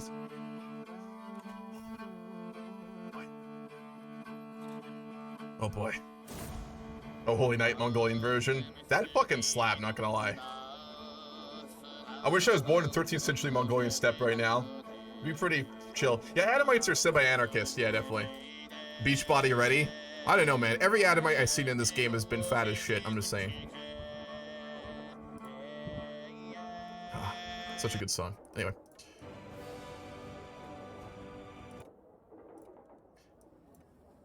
What a delightful day it is. The wind is refreshing, the sun is warm, insects trip happily in the undergrowth. Everything seems bright and vivid. It's all because of the false friend Guy is finally dead. Oh, he's dead, our nemesis. The man who killed our father. Our only regret is that we were not the one to order the knife or poison into his heart. He has heirs, though. There are many more of his dynasty we can still kill. King Gargamel II. The first of his name was the king who forced our family to become vassals of the French.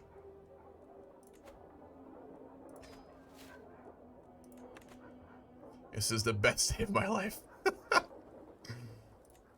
You'd be pretty fucking happy. Please, This insane grudge has got to stop. I'm scared to go anywhere. This is our inbred distant relative. His forehead can block any assassination attempts. He'll be fine. I jump at the merest mention of Boryone. Fucking coward. My vassal's clearly shaken. We're not gonna give up this feud. They haven't gotten theirs quite yet. Hateful House de Boryone is now in the hands of Gargamel II, a king surely just as wicked as his predecessors. Everyone knows of Gaia's reciprocated rivalry with me, but what of the future? No, we continue it. A new rival for a new era. Let's go ahead and pin him. We're gonna go ahead and try and murder him. Let's see if there's anyone who will help us. No, he's got a lot of loyal vassals. We might actually not succeed, damn. What happened since Lisandro died? Well, she's gotten married, got a lover and a friend, really good husband. We have a very stable and good leader so far. We're really just like kind of overseeing the first era of like prosperity for our kingdom in quite a while, to be honest. Which isn't like primarily based on dread and executions and impalements, so we're kind of chilling. And she's a very simple woman. She's humble, she's calm, she's gregarious. She probably just wants to feast, enjoy her court, and develop her kingdom, so. Simple woman.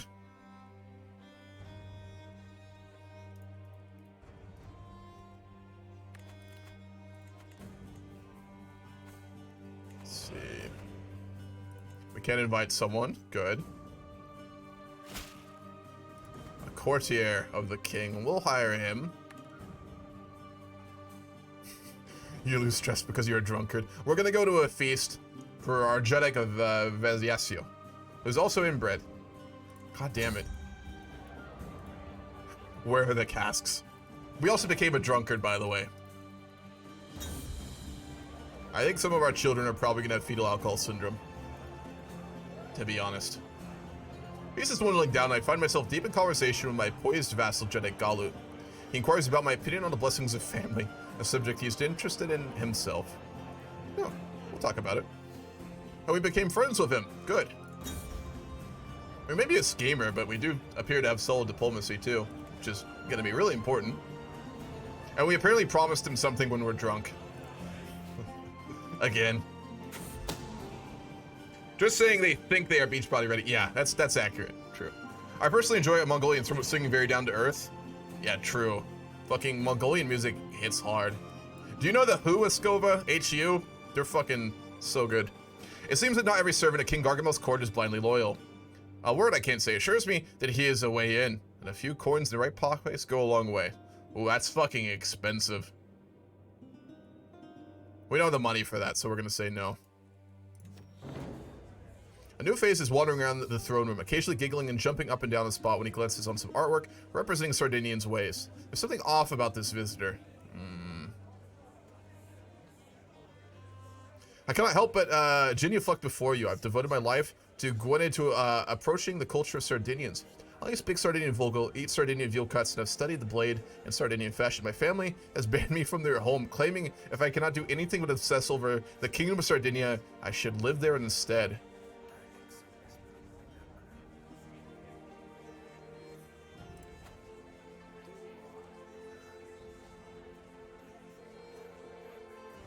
We don't like him. So we're gonna tell him to leave.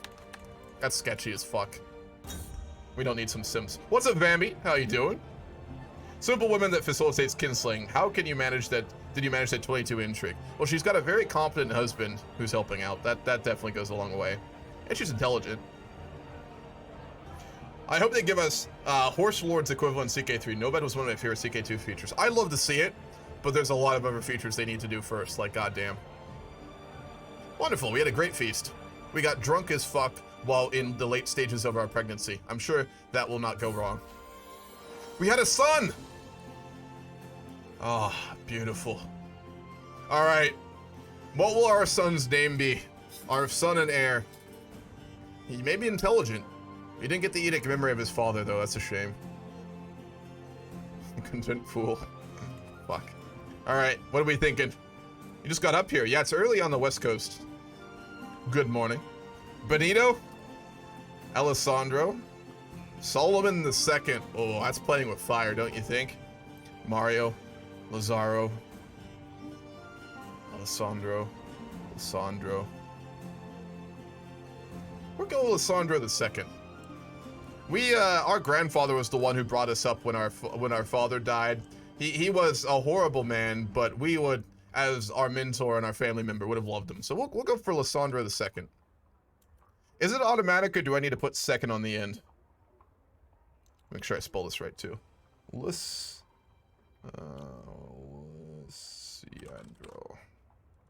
I'm just gonna hope it goes to second. I think I can rename him if not. No, it doesn't. God damn it. Sandro the Second. There we go. Beautiful. All right. We have an heir. We have a son. We're gonna go ahead and make him our ward.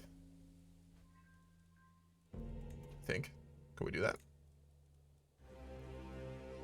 Yes. We'll make him our ward. Is he not our heir? No, he's our heir. Good. And for his education, we'll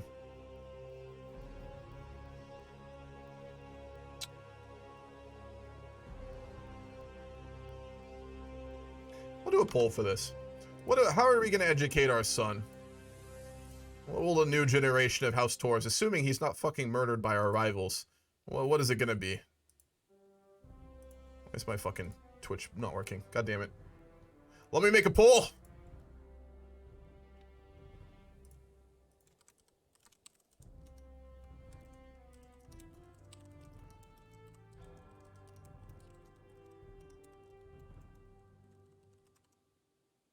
Alright, we'll do a short poll on that. Learning due to the intelligence. I'm pretty sure I used the channel points to name a future kid that. Glad it happened even though I forgot. No, because I also did NTC. I did remember that. You did it last session. I thought that was the case and I couldn't remember quite right, so I did go for that. You did use your channel points, I remember. Alrighty. We're just having lots of kids, so we probably won't be doing too much right now. Let's see. We'll ask the Pope for gold. We're gonna take some of his drip money away. That's unfortunate. He won't be able to get even better clothing. Like he's hurting for money. So sorry, we can upgrade no more. We have upgraded almost all our holdings. We're very tall in this game. We'll upgrade the walls of Barcelona. We'll upgrade the walls of Valencia. Oh, here we go. Oh boy, we actually might get this. Well, the recent upset among the peasants of Paris, one of my agents has presented a unique suggestion for taking care of King Gargamel II.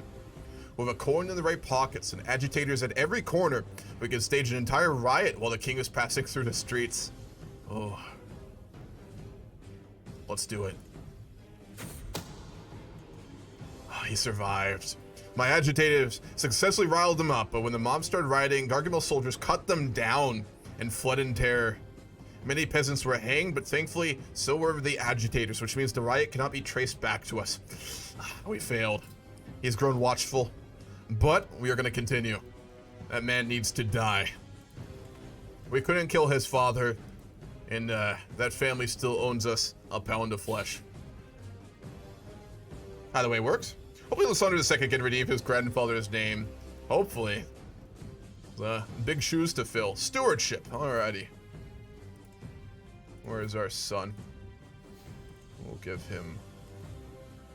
Oh, I forgot they added memories. Can we see ours? Actually, where is that? Here it is. This is a really cool feature they added a while back. They have it for, I bet, our grandfather too, don't they? Yeah. God damn. Super fucking cool. Drank himself to death. Fitting into King Lisandro, let's be honest. Let's send our marshal to bring order in Valencia. It's full of heathens. That's the problem there. I was shocked when I caught my ward Basilu trying to steal from the travel chest of the visiting curador Sabina. He confessed he had thought he could get away with it, but now he knows it's wrong. Honest. That's good. If he's honest, that's reasonable. That's our reward. No relation to us. Basilus Banu. Charming, honest, and temperate. What are the stats of our current ruler? 11 Diplo, 9 Martial, 7 Stewardship, 22 Intrigue, 8 Learning, 21 Prowess, and 0 Dread. We're a solid leader. Not insanely competent, but we're pretty good. A very capable plotter. We got money. Let's go ahead and hire some more courtiers. Been burdened by oppressive laws for too long. There's a peasant revolt. Well, we could use we could bear to train our troops up a little bit, I think.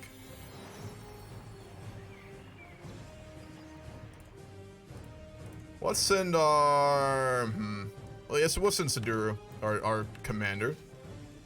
He'll take care of the peasant uprising. 3,400 of them. That's actually quite a lot. Goddamn.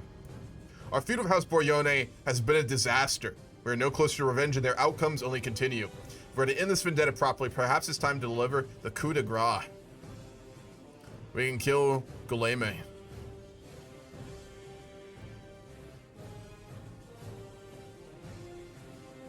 No, we're gonna kill the king. We're not gonna settle for some other minor member of the family. We're gonna kill their leader.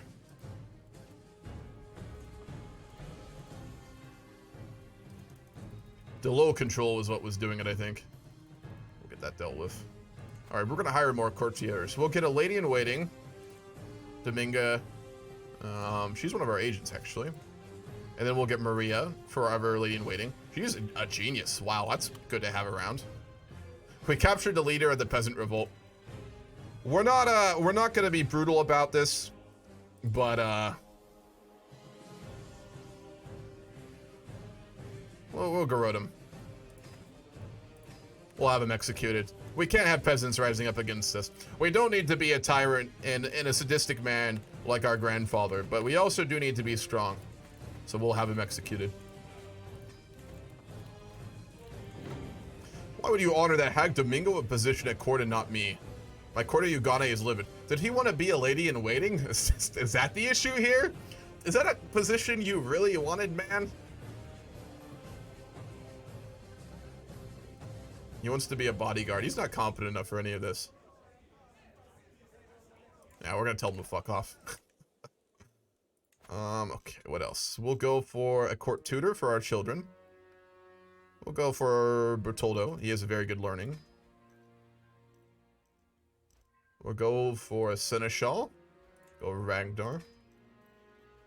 We'll go for a bodyguard. Tashi Paru. What is he? Yeah, he's a Christian. We'll go for an artificer. Interesting. We'll go for Richard de Ralu.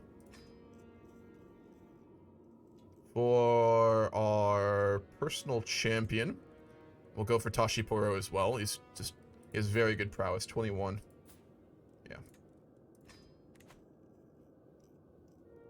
We'll get a court musician. No, never mind, we won't. They're all really bad. And then we'll get a cupbearer as well. We'll go for go with Richard. He's been very good for us. Perfect. It was not what Swiss Polak was expecting to find by spying on secret conversations, but uncovering Gulema's terrible crimes does not hurt. The Prince of France, what has he done? He attempted to murder someone. Who was it? We don't know who. We became obese? Oh no. Did we? It says we became obese, but we didn't get the trait for it. No, we did become obese. Fuck. Queen Cipriana is chilling a little too hard, I think, here. So, worrying. And before this ruler also goes mad. Probably. We'll lose a child or two and just go crazy. Yeah, she thick. I'd say thick. I don't see obese. I see thick as fuck. They're just very judgmental in these times. Can't handle our stuff, you know. Yeah, we'll go with that. My antiquarian Kolmish approaches me accompanied by my vassal Curadori Soluri. My lady, it has been brought to my attention that your farmer's billhook is in terrible conditions. Despite my best efforts, I can't do anything more to preserve it without adequate funding. That was handmade by our grandfather. It's the weapon he carried into battle. It's a very simple farmer's weapon. Despite being an arrogant man, he always carried it into battle, so we'll have it rebuilt. It's an important relic of our family. Not as prestigious or as famed or as beautiful as many of our artifacts, but it's got a lot of tradition and history in it.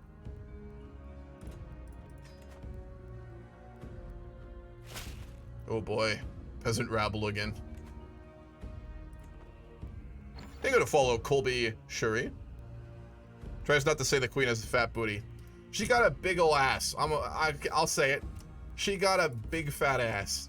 She thick as fuck. Those thighs could suffocate someone very easily. Is that what you want to hear, Truckoneer? We all know what it is. It's pretty obvious. She thick as fuck. Alright, we've got an inspiration, and an artisan inspiration. He wants to make a cabinet. We got the money for it. Why not? We'll go for it. It's actually kind of cheap. Only 50 gold. Oh. The time has come. My agents are in place. One of them will pay the assassin the very night the deed will happen. Another will ensure the walls are unguarded. The third will leave a subtle trail of candles. That's a lot of moving parts. I don't like that. We're gonna give it another shot, though. We killed him! The assassin performed spectacularly. King Gargamel II is dead. That's one less Boryone to worry about. Good. The son of the man who killed our father is dead. Our rival, our nemesis. Another blow given to our rivalry with that pitiful family. This is only the beginning. We lost a lot of stress doing that. Nice. Alright, who's the new leader of France? King Gulim. He's depressed and an alcoholic. He's also crazy. It might be actually worth just letting him rule France. He might do more harm than good for his family. We'll kill his wife to drive him crazy. How about that? She has a very evil face. My god. Rational antagonist. Yeah, that's about right. How's it going, Curse? What's up? Thick waifu queen. Yeah, pretty much.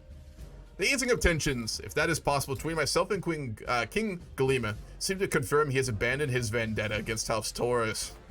They're saying uncle. The French are calling uncle. But we don't give a shit. Their actions are not forgiven. We cannot forgive their actions. It's hard to believe, but I would be glad to be freed of the worries regarding the Boryone threat. No. No, no, no, no. Do we have to? No. There we go. We'll keep it going. We're not done with him. To quote a great man, we're done when I say we're done. Hateful House Boryone is now in the hands of Golim, a king surely just as wicked. Everyone knows of Guy's reciprocity rivalry towards me. He becomes our rival and we continue the feud. We're just gonna keep killing those bastards until someone else is in charge in France. I can hear my beneficiary, Damis, muttering to himself from across the hall. I need something great, something epic, to make my creation stand out from the uninspired masses. When his spirited eyes reach mine, he breaks out into a huge smile and waves to me. My lady, what an amazing idea. Just perfect. What do you think of adding your family mottos to your commission? Yeah, sure. Not a bad idea. To our cabinet. Which is safety under a truthful. Interesting phrase. We're gonna try and commission a crown. I really want us to get a not garbage crown. Another peasants' revolt. And Barcelona yet again. We'll call our troops. We'll get our commander and we'll send him to put them down once more. Basulu has announced that he's feeling unwell and will not be attending his classes for the day. Upon visiting him, it is very clear very quickly that he's completely fine. Ah, the good old I can't go to school trick. I sat down and had a talk with him. Apparently the constant minding of etiquette, discussion, and generally dealing with our members of court is wearing on him. He's shy. Yeah, oh, fuck. He's not our child, so it's not the end of the world. How divided is the HRE internally? Very. We won a war where we installed our son-in-law on the throne. I don't think our child's going to inherit, unfortunately, because our aunt can't have... Oh, good, she's pregnant. If she has a kid and it's a son, House Torres is going to rule in the HRE. We made a deal of him in RP when we fought the war to install him that he'd released all of like France, Southern France, Eastern Europe, Italy, Iberia, and Sweden. So the HRE is way smaller than it appears right now. We'll name the chest after our husband because we actually have a good marriage for some crazy fucking reason. Apparently. Ooh, that's expensive. But yeah, internally it's pretty interesting. Take a look at it. Oh, we're walking our dog all the time. That's good for our health. Maybe we won't be as obese. Again, we're not obese, we're thick. Paradox needs to change that to say thick, not obese.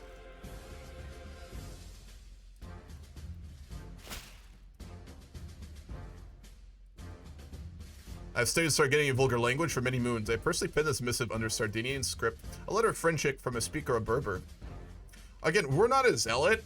Many of our ancestors have been very zealous. Our family's known for being very anti-heathen, we'll go with that, but we're not.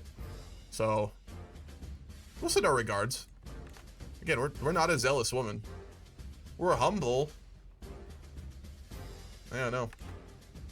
We wouldn't, like, love heathens, but we also wouldn't let it cloud our actions too much. We can lose weight. Nah, we gotta keep up the thickness. I had an amazing dream last night. After I woke up, I immediately found the nearest person. One of my servants began to recount what happened.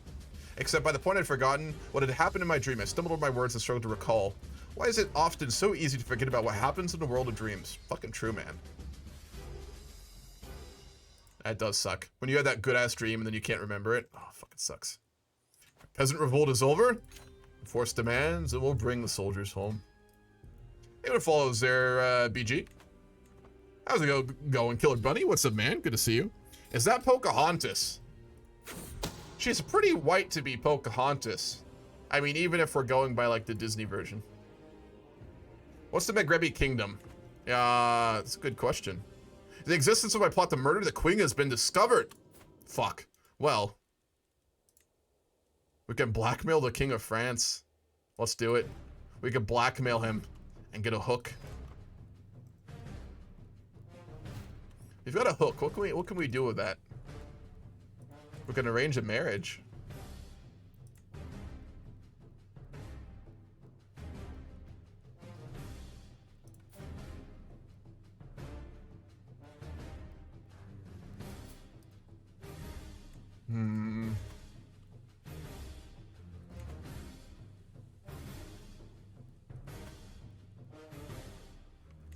I have an idea. I have an idea. We're gonna use our hook and our blackmail on him to demand his only daughter and heir as our ward. Oh, can we not do that? No, she's already got a ward, doesn't she? God damn it. Oh well, worth a shot.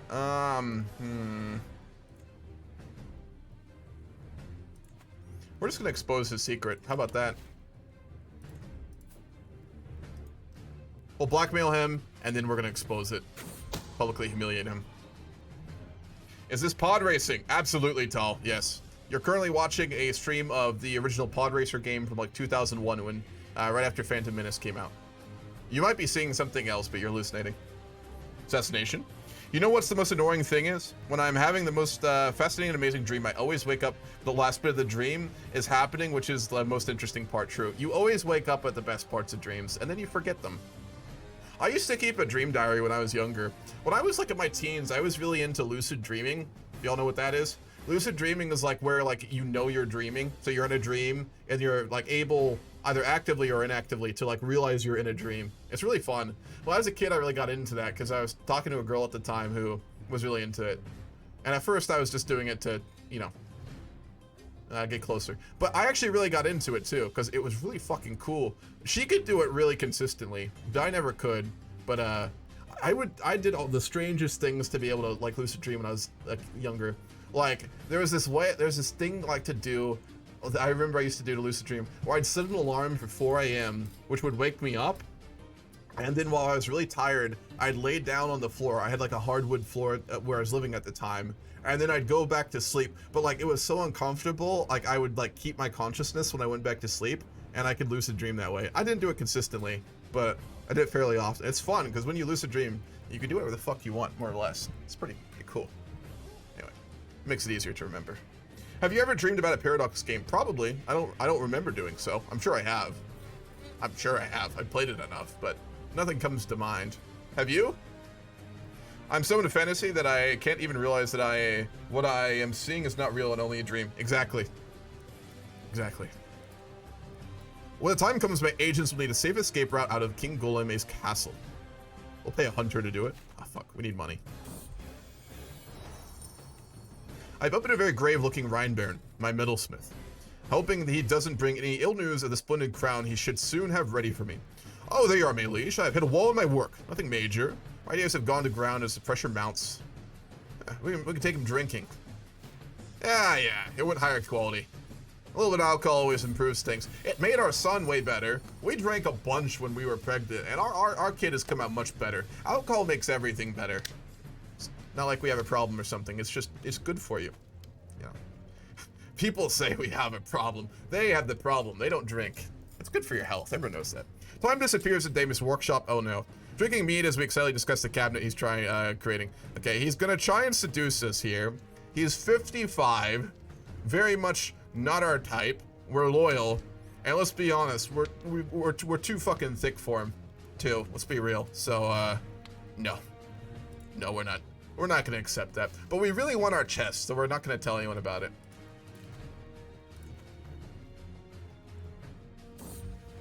We'll go pet our dog. Wonderful, he made a chest. It's a masterwork furniture. Courtier bonus. It's not better than our current stuff, though. And given that he's now done his job, we're going to dismiss him after his previous actions. I recently had a dream where I ran my entire next D&D campaign. Then when I was about to run my D&D session, everyone got confused because I thought I'd already ran the session. That's an odd one, Shalab. God damn. I noticed that when I look at writing or text in a dream, it changes and immediately makes me aware that I'm dreaming. Yeah, there's a lot of little things you can do like that. Like, you know, y'all, I'm sure a lot of you have seen the movie Inception, right? That movie actually had some, like, good points about lucid dreaming. Like, there's a lot of things you can do in dreams that like won't check out. The big one is to look at a clock. If you're ever dreaming and you have a little bit of like lucidity, try and find a clock and look at it twice because it will change, and that'll you can lucid dream sometimes. There were a couple things I did. I had a couple things back in the day I'd used to lucid, like little things to lucid dream. One of them is I'd find a clock in my dream and I'd look at it, and I'd look at it a couple times. It would just always change, or it wouldn't make sense. And then I'd realize I was lucid dreaming. The other one I would do is I would like roll a dice, right? And the dice sometimes would just like have like not numbers on it, and then I knew I was dreaming too. So yeah, you can do cool stuff like that. It's a lot of fun. I once went to sleep so late that when I had to head to class, I fell asleep again. I had a dream about going to class. Close enough, I guess. How's the ruins of the Mongols looking? Orthodox, actually. The remnants are Orthodox. Well, there's Muslim, Chagatai are Muslim, the Boringan, which is actual Mongolia, they're Orthodox. Mongolia is Orthodox. And then the White Horde's still around, and they are Tengri still. Vengeance is far from being served on House Boryone. Since our feud began, there have been fewer outrages by King Gwillem and his clutch of vipers. Sometimes I wonder if I have underestimated our enemies, and it would not be better to cut our losses. No, we can't forget what they did to our family, to our father. Oops, I want to do that real quick. We can abduct now too. We can abduct people. Thank you to follow. Mateus Convolo. Yeah, Orthodox Mongolia, absolutely. Fucking wild. Like this is actual Mongolia too. Like this is Karakorum. It is Orthodox. Karakorum is Orthodox right now. There's a little bit of Buddhism there too, but not much. The religions of this game are fucking wild. Day before I had a strange dream, people die and I'm a cat. It's not really a weird one. Dreams are crazy though. The weirdest fucking things. I've noticed your interest in the arts of subterfuge, my lady. I might be able to help you to learn even more. Duchess Eusebia smiles calmly. She taught our grandfather, actually. If y'all remember, for y'all who have been watching this for a while, she was actually the one who taught our grandfather subterfuge. We got the same thing when we were King Lisandro, when he went for intrigue, and she is very fucking competent. So, yeah, she's gonna mentor us. Cool. Make the papacy Muslim. That's a little fucking cursed. Good. She's pregnant again. Wonderful. Yet another mediocre crown. Every single one of these crowns we've commissioned is mediocre. My agents have scheduled a journey. Oh my god, she's pregnant. We're not evil. We're gonna wait to murder her. She's pregnant. We're a mother. Queen Cipriana's had kids. She's not sadistic. She wouldn't murder someone who's pregnant. So we'll wait. Then we'll murder her when she has her kid. That's reasonable, right? That's the kind of thing you could justify to yourself as a monarch who flirts with horrible actions. Oh, we're still third. We're ahead of the French, though. The French are 7th now. The Kaiser's number 1. Kaiser Wilf. The thickness grows. What are we going to do about the unholy non-Roman Empire to our north? Tal, you weren't here earlier, man. Were you? So currently, Velf is on the throne. One of our line, who has a matrilineal marriage to the Kaiser, is in power. She has had only daughters, though. If our aunt, Kaiserina Olympia, can have a son, House Torres is going to rule the HRE. So we already fought a war, and we installed our son-in-law on the throne. But our relative, who has the matrilineal marriage, just cannot have a son. And if she doesn't, we're not going to inherit, so sucks. Yeah, you know. Convert China to be Muslim in my U4 Mughals game. Oh boy, that's a wild timeline. That was the chest. We're not going to put that in. It's not very good. Let's hold court again. Two of my vassals are pushing one another and jostling to reach my throne first. Kuradori Ugu bows before me. My lady, murder is wanton in the city's streets throughout the kingdom of Sardinia. It would be civilizing if we instituted a ban on bearing arms. We're not a warlike woman, are we? We need actually probably before that. We'll ban weapons in cities. We are a military power from our grandfather, but at the same time, we were originally, and we still are, a trading hub by nature, right? Doro is very developed. It's the trading hub of probably the world at this point, or at least Europe. So, yeah, we'll ban weapons. A peasant steps forward, carrying a petition. My liege, I come to you as representatives of Andalusia Baradas of the Curadore Requina. Our plea to see an important monument of our culture restored was ignored by the Curadore. He is actively hindering us from rebuilding. Stir interjects in a panic. This monument makes a mockery of our culture, depicts Sardinians as monsters. Clearly you can see why I would oppose the restoration of a hateful monument. Yeah, you're not gonna fucking build that if you're talking shit on the Sardinians. The one who approached my throne room is a commoner. I represent the community of Sassari, that's our capital. In the last few months, our cemetery has been plagued with disappearance of bodies. Our physician Maria is responsible. She's a genius. She's our lady in waiting. We're also not a zealot, so we're gonna allow it. I mean, we'd be all for it. All right, we're gonna try and kill the queen again. She's had her child. She's not pregnant. So we're gonna try and murder her. Oh my god, we're not gonna succeed. We just can't do that. It's been exposed, that's why. Damn it, we missed our opportunity. How about the king? Yeah, we'll go after him again. And he actually has a lot of loyalty in his court.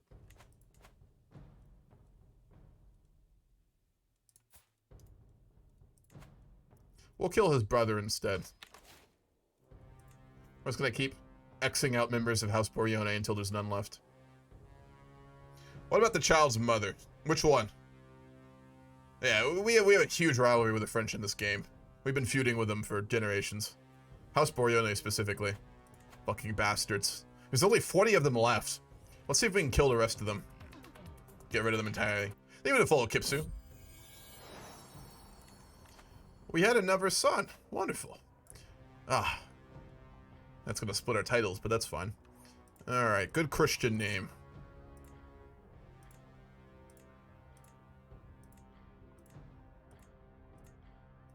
Christian. It's a bit on the nose. Go with Isaac. That's a good name.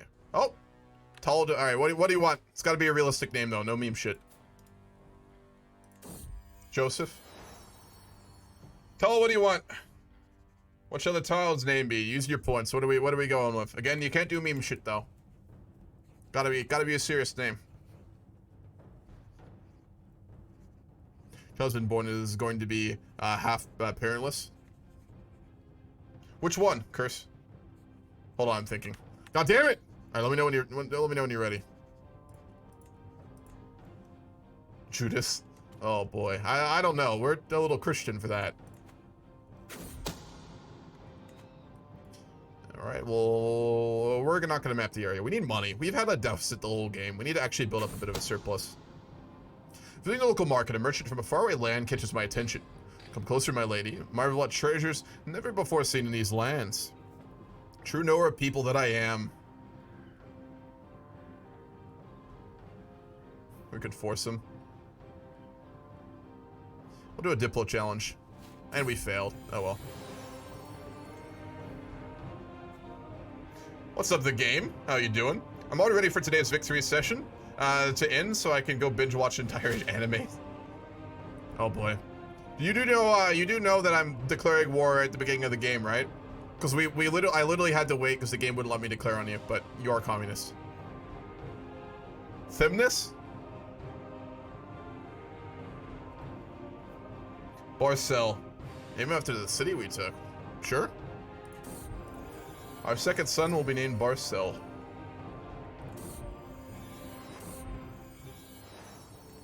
There we go.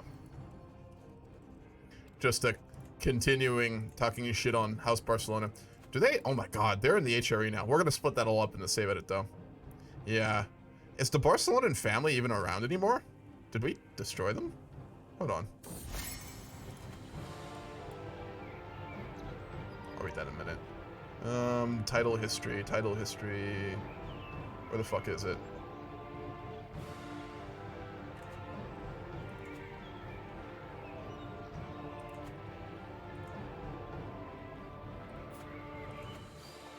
They're still around. 17 living members. There's a countess. There's another count in Zaragoza. And there's a count in Huesca. Avenge me.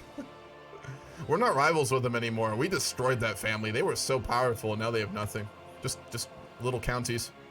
Cipriana, my dear friend, I'm once again reminded of your victory against Bernat Hug, so I decided to write a poem. Dedicated to King Cipriana's victory over the brash Bernat Hug. That was the peasant leader, who we executed, I think. Though conflict brings wrath to all someday, 'tis this woman's sword that holds death at bay. So let none challenge her bold intent, lest they discover where the last challenger went. That's actually not bad. That's solid. Hell yeah. We became best friends with Jade Galu. He is intelligent, fecund, and very inbred. Unfortunate. Way to go to a feast and get shit-faced. Beautiful. I really enjoy the Prussian campaign you've been doing. It's been very, been having me watch you more often. I'm glad you like it, Kipsu. Were you watching the YouTube videos or the streams for it? I've really enjoyed that game. That's been my favorite roleplay game I've been in a long time. It's really been fun. Today's gonna be spicy. If you'd like a sneak peek, I could link the fucking post I wrote for today again in the Discord. It's gonna be some spicy stuff today. We'll put it that way. I'm gonna follow Rad Spencer 85. Good, we're pregnant again. Nice. Short Mira, she has a claim on all of Hungary. We're not gonna press that though. We'll let her go. We're not a warlike woman. We're very content with our life. Queen Cipriana is just literally a thick, powerful trader queen who's just like having a great marriage and just having lots of kids. She's living life, man. She don't got time for that. Maybe I'll win. It's possible, theoretically. What a cursed time might that be? The French and the Ottomans can't stop the Prussians, but some Swedish femboys with bolt-action rifles destroy you. Germany brought to their knees by the power of Swedish femboys. Oh boy. Are you going to have all the HRE divided, but part of the HRE is divided as well as to reduce the HRE? I'm going to basically reduce their borders to the lowlands, Germany and Austria and Switzerland. That's what they'll keep after I do the edits for next week. YouTube videos and VODs. I honestly kept watching, keep forgetting Twitch exists. Yeah. Twitch isn't that great, I'm going to be honest, but that's why I'm streaming, so. Cool, man. I'm glad you like it, man.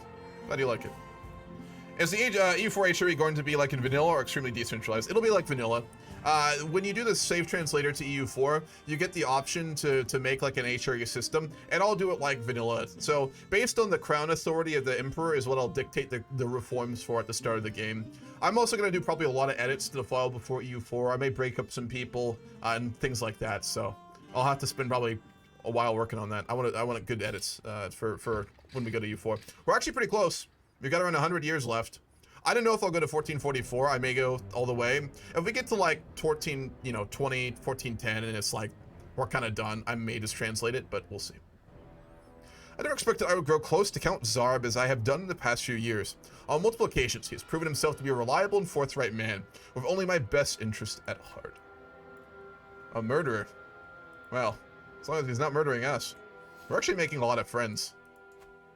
House Torres leaders don't do that. This is so weird. Not ruling by fucking dread.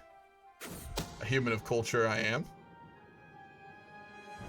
She's like one of my characters in CK3 England game, who just kind of wanted to stay out of war instead just chill with his beloved wife. Yeah, her husband's a lover and friend. She's got lots of friends at court. She's very wealthy, prestigious. One of the most powerful courts in the world. She's not a warlike woman. She's she's not content, but she's calm and humble. So she just likes to get drunk, party, and have kids, man. Don't break up large portions too much. No, I won't do crazy stuff, but there's a few I may break up a little bit, especially in India, because that'll snowball. I've been waiting for a while to co-op RP game, but now I am down 2,000 points just to name a kid. Well, shit. Sugar mommy. Oh boy. Why, Spymaster Jedi Unuradu approaches me with a wicked grin. My lady, the pouch contains a powder most nefarious. A sprinkle on top of some things, save gift for Aubrey. It leaves no trace that will afflict whoever touches it with weakness and ill humors. It's expensive, but you can't put a price on a dead member of House Boryone. That's our other hobby, killing members of the Boryone family. That's what also keeps our attention quite high, I would say.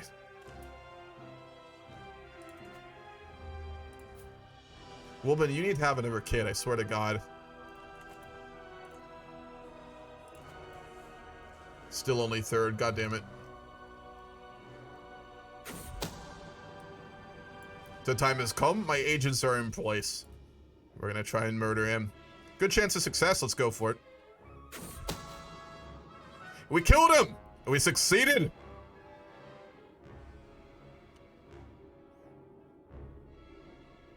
And everyone knows we did it. We're a known murderer now, but we killed a member of House Boryone. And we're just gonna keep going. Every member of House Boryone lost any opinion of us. That's fine. When we're done with their family, there will be none left. Oh, he became fat. See, this is obese. This is obese-ish. Well, kind of. Overweight, we'll go with that. This is thick. That's thick. That's the difference. So even they don't get thick. They got nothing on us. Can we kill him again yet? No. Alright, let's look at the other members of his family. We've got a member of his family is a leader of a mercenary company. He definitely needs to go. We'll find some cutthroats in his army to take care of him. Like him, Pierre. We'll kill the captain of this mercenary band, which bears the name of our enemies. Wouldn't want them working against us in the future, after all. Funnily enough, that character in CK3 game was craven and kind of timid, but lived the longest out of the characters they played. That's how it goes. Bad people live long, good people live short lives. Our motto is Barcelona's ours and fuck the French. That's the unofficial one. I could spend 2,000 points to name it. You could. Not in this campaign, you're not naming it after a meme. We killed those members of the house and I'll fucking do it again. Goddamn right. We ain't done yet. Cipriana's John Wick. Just murdering her way through a whole family. Instead of having our dog killed, the family killed our father, so we're going John Wick on him. Just imagine her just showing up at a French castle, pregnant with a dagger, just stabbing some count in the back of the fucking neck. We're gathered here today to witness the marriage of Duke Asios and Princess Irena of Transcarpathia. These are really distant relatives. We're just here to get shit-faced, so that's nice. We barely know them, but they have good mead, so we're told. And we're pregnant, so we have to drink, of course. Again, it helps your child out if you drink. That's a well-known scientific fact. Just can't debate it. Was it the sound of an empty cup you just set down on the table to hear everything over the din of the Great Hall? Duke Aleos must have enchanted ears. More wine here. None will go thirsty. And he knows we're drunk, so beautiful.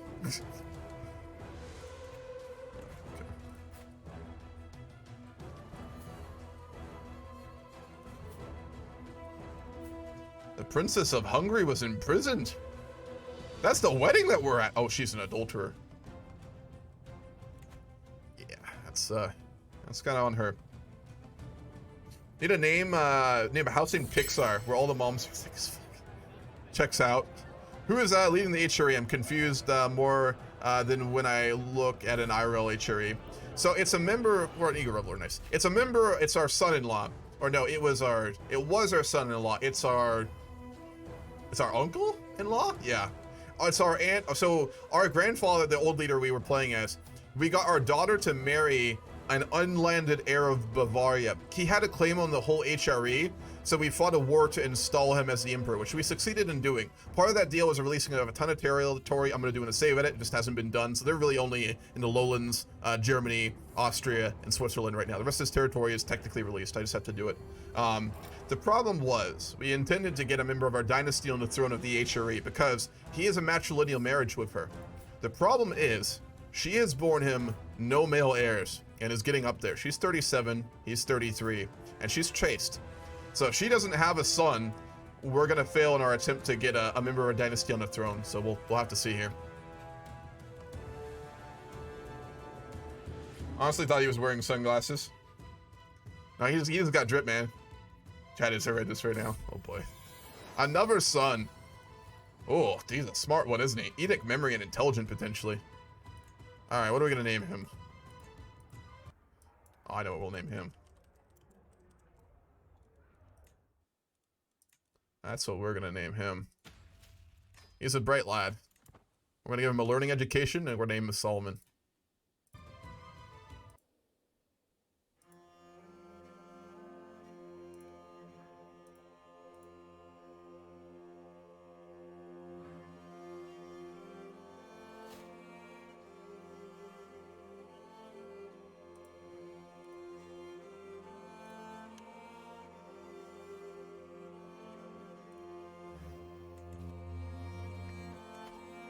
Designated heir for Stefania. We'll send her to our relatives in the HRE. Good for familiar relations. Important question, super important. Need your help, Mr. Streamer. Oh boy, are you ready for the importance? I'm sensing a troll question, but go for it, my man. What's up, Even Lotus? What's the question? I'm preparing myself for something wild, but let's hear it.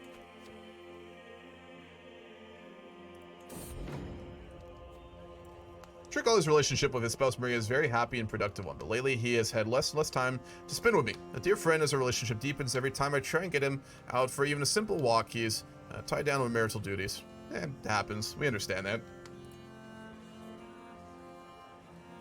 This is gonna be good. Caramelized macadamia oat latte or salted pretzel hot chocolate? That's a very good question, actually. Well, it's not. It's not horrible. Usually when people like, you know, form a question like that, it's gonna be some wild shit. That's a tough one. I would go with a caramelized latte. My favorite coffee drink, if I don't give a shit about having a caffeine coma and a sugar rush, I always get triple shot white mochas with caramel on top. Fucking unhealthy as shit, but that got me through. It got me through a large amount of college. My court has become renowned for the luxurious level of hospitality it can offer. Guests have often proved useful. On occasion, even we can get redundant guests at court whose purpose is unclear, whose presence is an unnecessary drain on my treasury. Such as Helena. She's pregnant. We're not gonna fucking throw her out like that. Who the fuck's her? Some random woman. Make her a jester. I'm gonna let her say. We're calm. She's pregnant. We're a mother. We wouldn't be horrible. Hot chocolate always. Hot chocolate is fucking lovely. I fully agree with that. And peppermint in it makes it even better. Oh no, we fucking crashed. We even started to have more crashes. I'm a little worried about that. Alright, let's restart it. Shit. But yeah, hot chocolate hits different, especially in winter. Oh man. There's nothing quite like some like peppermint hot chocolate on like a wintry day when you have nothing to do. That shit hits different, man. It really does. My greatest historical whiplash was realizing the HRE survived to like the 1800s. It did, yeah. Napoleon destroyed it, actually. You should name your areas without the Roman numerals since the game will automatically add it. I was wondering about that. Thank you, Train. I thought that was the case, but I didn't see it, so I'll change their names. Appreciate that. I wasn't too sure. I don't drink coffee, and both of those options sounds like more sugar than actual coffee beans. Absolutely. Oh, it's all sugar. Caramel as if I'm feeling depressed, and hot chocolate when I want to murder someone. Very specific. I'm just treating myself. I've been dealing with a huge jaw infection. Oh, goddamn. I just woke up, having gone down massively, and I haven't smoked a joint in like 4 days. I'm taking this little advice for myself. Yeah, no, respect it, man. Jaw infection, dude. Jesus Christ. Did you go to the dentist? Hopefully you got that dealt with. I had an infected tooth one time. That was some of the most painful experiences of my life. That was rough. I couldn't afford... Oh, that sucked. Yeah, I had like a really bad tooth that had gotten like mildly infected, and it was the worst pain of my life. But the only insurance I had at the time was the one I got from the university, and I'd already used my dental insurance for the year because they have like the, you know, the money that you take off, right? So I had to wait until the new year to get it like dealt with because I couldn't afford to get it operated on because it was so expensive. So I had to wait for my insurance to reset. So I spent like a couple weeks with like an infected tooth. Oh my God. Oh, I was basically just in a coma in my bed. Like that was fucking rough. Oh, absolutely. Yeah. Yeah, it was, whew. I've had headaches that were worse than that. I had an ear infection once. That was a little bit more painful, but I'd say that was probably the third most painful moment. So I hope you got that dealt with, man. Jesus Christ. That goddamn Sunday, brother. Yeah, good. Get that shit done, dude. Ever is closed. Fuck, man. You can get a numbing agent. I don't know if you've already got it. You can go to like CVS or like a pharmaceutical place. You can get over the counter. I don't know if you're already doing it, but you can get like a numbing agent. They sell them like over the counter. I don't know where you live. I'm sure they probably do there. Put that shit on your jaw and your tooth, man. Like that shit does help a lot. I don't know if you're already doing that. I'm not a doctor, but it helped me a lot when I was in a similar situation. Alrighty, let's see how far behind we are. The French destroyed something great. I don't even have the North American healthcare excuse. I'm in the UK. I'm just a shithouse baby who's got a dentist. I know that the waiting times in the UK are really bad. Like, goddamn. That's I guess, the offset. Not going broke is nice, though.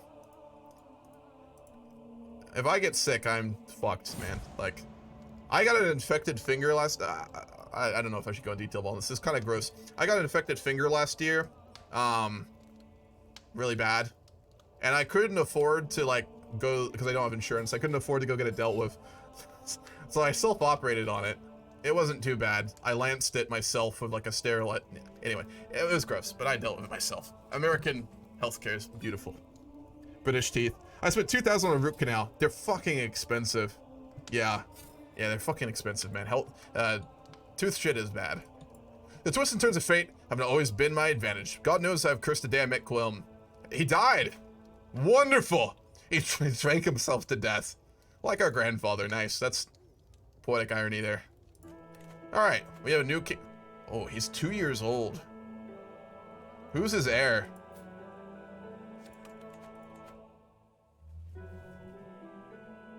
Would we kill a child? No, she's had too many kids. She's not evil. She wouldn't kill a child. There's plenty more adult members of the family to murder, though, so we're fine. Let's just find someone else. We'll kill her. We'll kill the Count Francois instead. The line is child murder for us, apparently. That's where we draw the line. Luis is expecting a ship anchored in the harbor later this week. Let's go ahead and murder him. And he's dead! We killed the captain of the Iron Arms Company, a member of House... I thought he was a member of House Capone. No, he's Capet. Oh boy. Well, we murdered him. Beautiful. In Sweden, we have free dental care until you're 21. Fuck yeah, man. Make use of that if I think you're over 21, but if you're not. The recent waiting times meme is hilarious from North American frogs when his choice between being willing to default on your third mortgage or your house and have a sprained ankle dealt with. Yeah, people who make the waiting time argument have like never actually dealt with the debilitating economics of a lack of good healthcare. Like whenever anyone like gives that debate, I'm always like, yeah, you haven't experienced like proper lack of insurance. Like, cause you can get operated on if it's an emergency. Like waiting times suck. But I'd take waiting times over financial ruin, personally. Just saying. I mean, many Americans who don't have good insurance or no insurance, they literally just don't get their health shit dealt with because they can't, you know? Alright, we're gonna make a campaign, though. I'm gonna start ranting politically. We don't need that. Don't need that this morning. Okay, cool. Move that bonus again. Let's go ahead and host the feast again. She's a reveler and a drunk, so we'll host an exotic feast. Beautiful. Kill that devil child. Oh no. Why not take Tunis since it's an important trading port? We will. Our queen's just not the ambitious warlike type. Unless she was forced into a war, she's not the type to start one, man. So we'll wait. We'll see what our heir does. Maybe we'll get to it, but I doubt it. The great table, seeing the upper nobility on the dais, gave a loud creak, and a moment later, it gave up under the weight of the food and gilded decoration. As my most distinguished guest and I had to be fitted in among the lower nobility, I ended up close with my chancellor, Jedi Roderick. Archon Emmaus took it poorly, however, and told everyone it was a grave injustice to be seated with lords and ladies who were barely better than commoners. What a fucking cunt. Oh, he's our North African vassal. Oh boy. Oh, we befriended our chancellor. Nice. Cool. That's making lemonade out of lemons right there. Yeah, she's more the rule by friendship and rule by good leadership, which, man, it's been a couple generations since we've seen that. In Ontario, our government is moving more services into private clinics. Hasn't Trudeau kind of been like more like the privatizing liberal type? I know his politics a little bit. I think I'm gonna follow Creamerito. American healthcare system sucks. I have insurance and I am able to do a bone marrow transplant. I am dreading the bill even with insurance or in transplant itself. Yeah. Yeah, absolutely. I think it says a lot about American healthcare that many people I've talked to are the same way. I know myself. Like, if I have to get something painful dealt with at the hospital or like at the dentist or anywhere, I literally worry more about like the cost rather than the pain. Like when I was a kid, I was terrified of the dentist. I think I've told that story before. I'll do it again because it's fucking wild. Okay, get this. When I was a kid, we went to this family dentist in a small town I lived in. My family did. It was a children's dentist. The guy who ran it didn't speak very good English. I don't know where he was from. I want to say China, but I could be wrong about that. He was legitimate, apparently. He had this belief that children didn't feel pain in their teeth. So, that resulted in, when I was a kid, all like the cavities that got dealt with on my teeth, no anesthetic at all. So, to this day, when I go into the dentist, I just start like sweating. I'm fucking terrified because, man, it was bad when I was a kid. We got a better one later who didn't do that. But to this day, like I walk into a dentist, I'm just like, I just start sweating, like, because I'm terrified of it, because that was fucking horrible. But anyway, at this point in my life, though, like, I am more worried about the bill than that, which I think says a lot about American healthcare and the financial impacts on you, you know? Because I'm terrified of the dentist, but I'm more terrified of the bill, so, yeah. Anyway, interesting childhood experience. Healthcare is regulated by the provinces. Oh, I got you. States kind of thing. Right now we have a right-wing nut whose brother was the crack-smoking mayor of Toronto. I remember hearing about that guy. Oh, man. Oh, boy. Why go down the street when you can go across the hall, you know? You beg to differ. Why does Vicky 3 have to be $50? Because Paradox likes to overcharge for alpha versions of their games. That's why. All right, back at my castle after oh, no. A long, lonely walk. Another year past, another year older. Oh no, okay, I think it's the good one. I was born this day 30 years ago. The older I get, the more I cherish the relationships I've cultivated over the years. So it saddens me that I've not heard from my husband, Elo Sealan, and any of my friends today. I trudge along to my chambers, loneliness impeding my lazy feet, when I hear a clang and hushed whispers down the hallway. What a surprise! All my nearest and dearest friends have come together to wish me well as I begin this next year of life. There's even an entire table laden with candied figs, my favorite. It's like all our family like those. I cannot believe that Ilslin went all the trouble of arranging this in secret. It's our banished uncle Our grandfather banished him. Apparently he's back at our court. He's a monk now, so it's fine.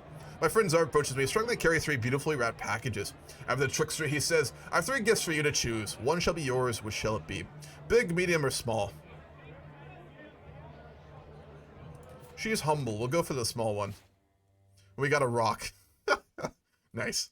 It had a rock in it. Not the best gift. It's a shame. Worst part is they keep raising prices. For what? Just generally? What's up, Lollipop? How you doing? The comment you scanned was from Crematero asking, just starting the game, big Civ guy, what should I be expecting from this? I apologize, I missed that. I do apologize about that. Let me go back. Cipriana, the thickest Taurus. True. Where was it? Just starting the big Civ game. What could should I be expecting from this? From CK3, it's not a very hard game. It's going to be very different than Civ for you. With Civ, it's much more about running your country, right? I mean, you are kind of the abstract embodiment of your country. Kind of like the Ever Paradox game. The publisher who makes this, they made a couple games. This one is really unique and interesting. I don't know how much of it you've played, in that it's more like an RPG with like a strategy on top of it, right? So in like Civ, you're going to be used to like, you know, building up your country, focusing on like the abstract macro elements of it, and like building up your holdings and stuff. And that exists in this game. But CK3 is really an RPG at the end of the day. Like the primary focus is your family, right? Through the ages, when you die, you go on as your heir. But it's really about the characters, and it's about the family. I play it more for story. I like to do roleplay stuff. But even when I used to play the predecessor to this game, CK2, I always played it more based on the story. So generally expect it to be like an RPG meets strategy. If I would advise, I'd suggest you look up some tutorial videos. One Proud Bavarian has some really good ones. He's a really great YouTuber. He's got some great CK3 tutorials. I'd recommend him. See if I can link his channel real quick too. He's got some good inheritance videos. I've watched those. They're very good. Also just really good channel too. I'll link that real quick. As with any Paradox games, tutorials help. But I would also recommend, and this is a very biased suggestion to you, man. I don't know what kind of player you are in strategy games, but be willing to play it more as like an RPG. Focus on the characters, the interactions of the characters, the stories. There's a lot of really great flavor, really crazy events, and also make sure you check out mods. Civ games have an alright modding community. The Paradox games have an amazing modding community, so definitely check out mods for the game once you get comfortable with the basics. Here's Bavarian's channel. He's got some tutorials on there. I really recommend you check them out. They're very well made. So, yeah. Hope that answers your question. I apologize for not seeing it. Holy Roman Empire is fucking thick, yeah. Almost as thick as our queen. CK3 is a very strange game where it can be fun to lose. True. Yeah, absolutely. Bad characters are the most fun to play, I think. It's not hard to play necessarily, but grabbing some of the achievements will make you, I want to headbutt. Yeah, the achievements are fucking painful. That's for sure. Paradox game tutorials used to be so bad. They are still bad. The ones the company makes are shit. YouTubers make good tutorials. Proud Bavarian's one of those. His CK3 tutorials are really good. They're getting a little outdated though. I won't rant about this for too long. I'm actually going to be going back to streaming one day a week. I announced at the start of the stream. I'm only going to be streaming on Sundays from here on out. Grand Campaign in the morning, Vicky 3 in the afternoon. I want to start working a little bit more on my YouTube channel. I'm working on a fuck ton of tutorials myself. I thought I was doing CK3 runs, but I don't really know if I want to step on Bavarian's toes, because I really like him. I like his channel. I would feel like a bit of a dick if I just made tutorials and tried to, you know, do that. But anyway, I've been working on a bunch of Vicky 3 ones. That's why I didn't stream yesterday. That's why I'm going to be streaming one day a week for probably the next month. I've got like, I think 12 videos. It's a complete tutorial series for Vicky 3 and all its components that I'm going to release for 1.2. So, unrelated. Kind of tangent, but bring that up. But anyway, yeah, tutorials have been made good in Paradox games because like, YouTubers have the incentive to make good ones, right? Good tutorials help grow your channel right on YouTube. So it's kind of been like a demand and supply mechanic there, which is interesting.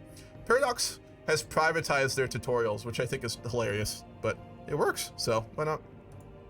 I can barely contain my glee as I find Countess Elysia, Count Francois' wife, waiting for me along with a small, equipage? If I could get her to help me in my scheme, you send word that you want to see me, my lady. Does she like her husband?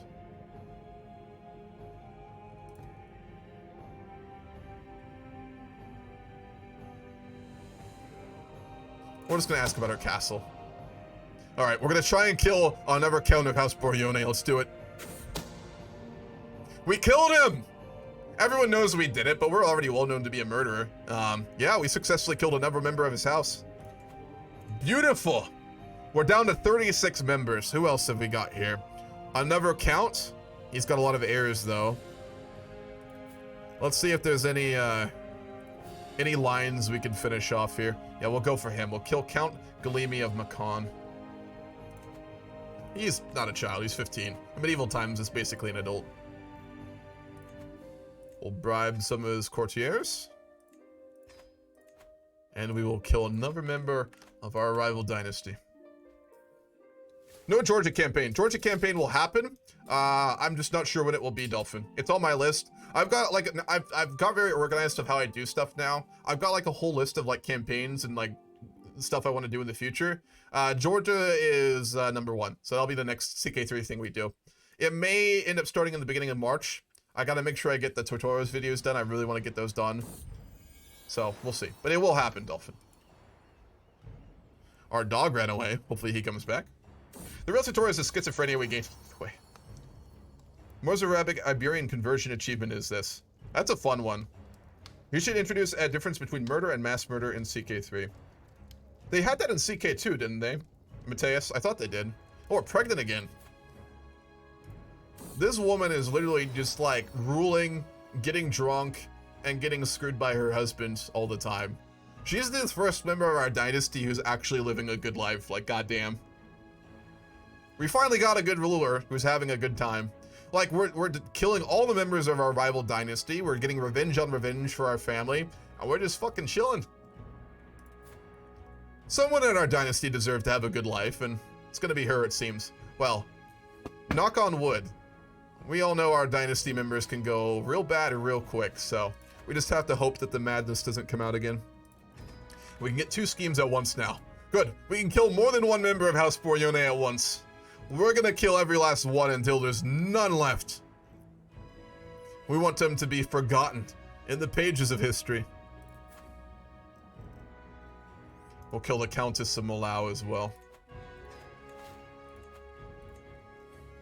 Their family deserves to be a footnote in history, only alongside our own. She's humble. Yes, she is. Yeah, she's a really good leader. It seems that Count Goleme has tightened security at court, hoping to track down traitorous schemers. My fellow plotter Ambrosu is concerned that he might have attracted some unwanted suspicion. He's confident. We'll trust him. And he increased his intrigue. Nice. We have 2 inspirations for armor, which we will sponsor, and for metalsmithing, which we will also sponsor. We can do with some more artifacts. We're wealthy. She's not greedy, so we will not, like, hoard anything, you know. While my parents have passed away for quite some time, I suddenly recalled a warm, happy memory of them today. Before they died, fuck. Regardless of my feelings towards them when they were alive, even after death, my memories of them can bring me joy. That's a surprisingly wholesome event there, goddamn. So I was gonna say I'll try it, thanks for the tip. I'm in Florida because TikTok tracks me. I'm getting those student protest content. Oh boy. Yeah, the Chinese government has a file on you now, just heads up. I've been gone for 30 minutes. What have I missed? We've been killing a lot of members of House Boryone. We killed a lot of them. Lately, my efforts have impressive fallen flat. Who are we trying to impress? With Sheikh Igadir. We're not trying to impress him, and we're sure it's not. We're not zealous, but we're not going to name like artifacts after a heathen. That helmet's cool as fuck. Goddamn.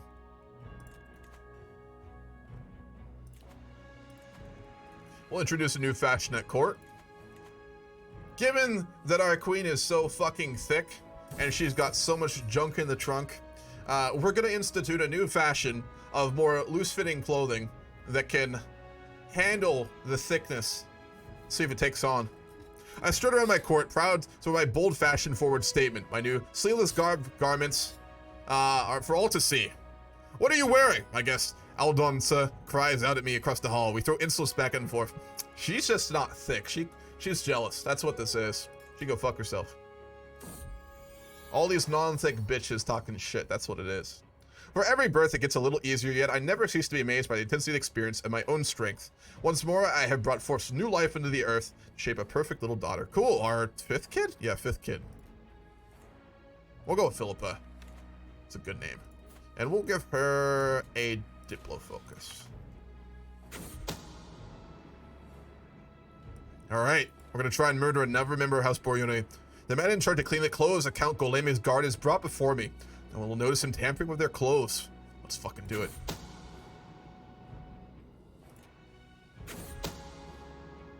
He's dead! Brutally murdered. Using a hollow doll. No, he survived. He used a doll to survive. That's some fucking voodoo shit. It was a 95% chance and some creepy fucking doll saved his life. Apparently we've started to fuck with like a magical member, like a witch. That's a little sketchy. Well, we definitely have to kill him now. We don't want him casting a curse on us or something. Probably a Satan worshipper. My opulent court is resented and celebrated the world over. All wish they could match and enjoy its splendor. Today, Justu is ushered in and introduced a representative, a small Sardinian mercenary band from Valencia. My friends and I hear of a wondrous crown being made for you, and I wish to donate to the metalsmith. Good. We need to get an actually good crown. Goddamn. There are any factors to play into what kind of flavor events you get, because I mostly play Super Stress, Stewardship, Marshal. Yeah, there's a ton of events purely based on your outlook, so I'd recommend just playing some new ones just for fun. You'll get a lot of new events. It's also worth getting a bunch of mods that add more to it. It really makes the game more interesting. At this point, she should volunteer to produce heirs for those rulers having trouble. Fuck. Prince Ippolita accosts me. Well met, niece. Who the fuck is this? Oh. Our aunt. Okay. They say he has forged a crown worthy of cream. Please take this and give it to him. Another donation for our crown. God damn, we better get a good one. I swear to God. We've been getting the good events for it. I think it's like a percentage chance of quality. Got old architectural sketches of the Count's castle. Beautiful. We get 2 and 1 here for lucky. Distracted by court affairs, I let news from my armor Richard be delayed more and more. Now work has completely stalled on my shield, and it seems I was not entirely to blame. I'm told Richard's debilitating affliction, which leaves him often bedridden, and no humor for work. Oh, he's got gout. Shit.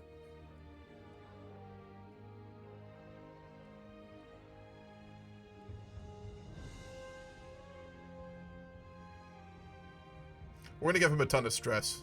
We paid a lot of money for it, so it better be fucking good. Gout or no. Is your character a hoe? Not, I mean, she's a hoe for a husband. I mean, she be fucking, but not outside her marriage vows, so... It depends how you define the word hoe, I suppose. Traditionally usage, no, not really. She's loyal. She's never committed adultery. She just be hoeing with her husband. Diamond hoe. Oh, we had a mental break. Guilt and shame have been plaguing me as of late. All of my sins, my flaws, my failings. These dark thoughts distract me from my responsibilities and keep me awake at night. We're gonna resist the foul impulses, and we're gonna go get shit-faced. And pet our dog, if we can do that too. Trick up. There we go. No, we cannot actually pet our dog. We can do it again in a year. We can go relax at that giant tree that our ancestors planted, though. That'll de-stress us a bit more. She's just vibing.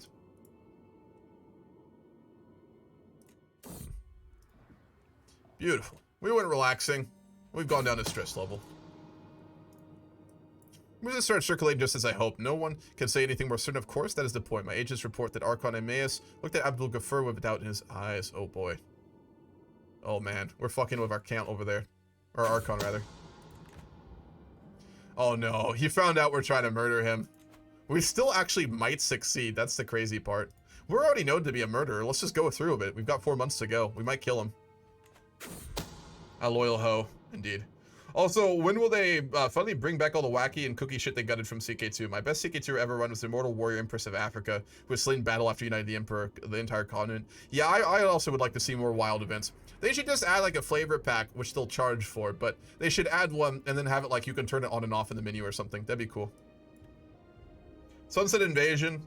There's so much I want in CK3 before we get to the meme shit, though. There's a lot of stuff to do. Alright, we're gonna try and kill him. He already knows we're trying to kill him, but we still might do it. It has proven difficult to gain access to Countess Aina during her house arrest. However, my agents have found an odd servant from court of Milu willing to pose as a friend, coming to have a visit. Oh boy, we're gonna try and kill her, the Countess. Nope, she survived. We'll try again. Oh boy.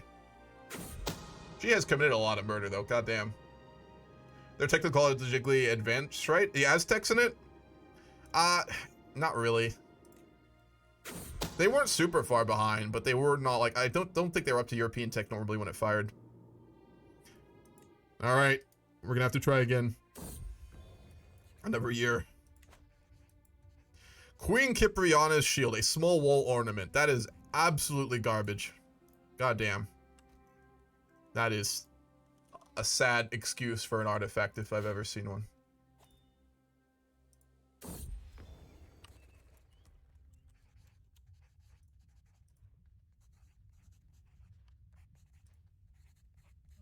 We finally got a good crown. Over here, my lady, my knight Belint waves me over with a wide grin. I've toiled day and night, and finally my work is done. This is the 5th crown we've commissioned in the last almost 300 years, and it's finally a good crown. It's a famed crown.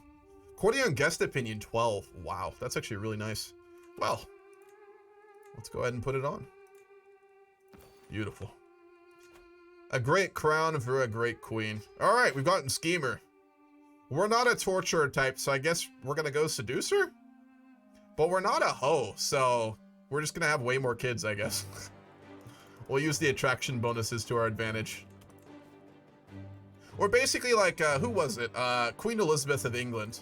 Just never hoeing around, but like using her attraction to keep a lot of power at court. We'll go with that route.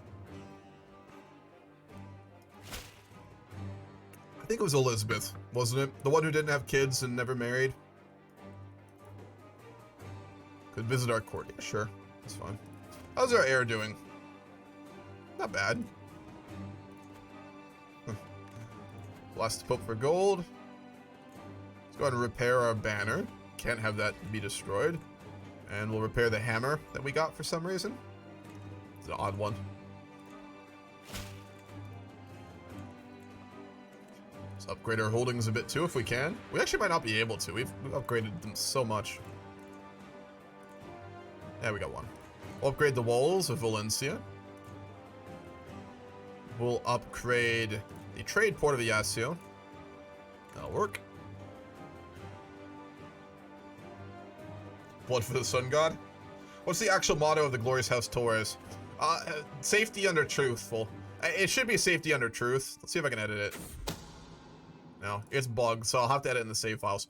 The real one is safety under truth, is what we have. It's just got a grammatical error.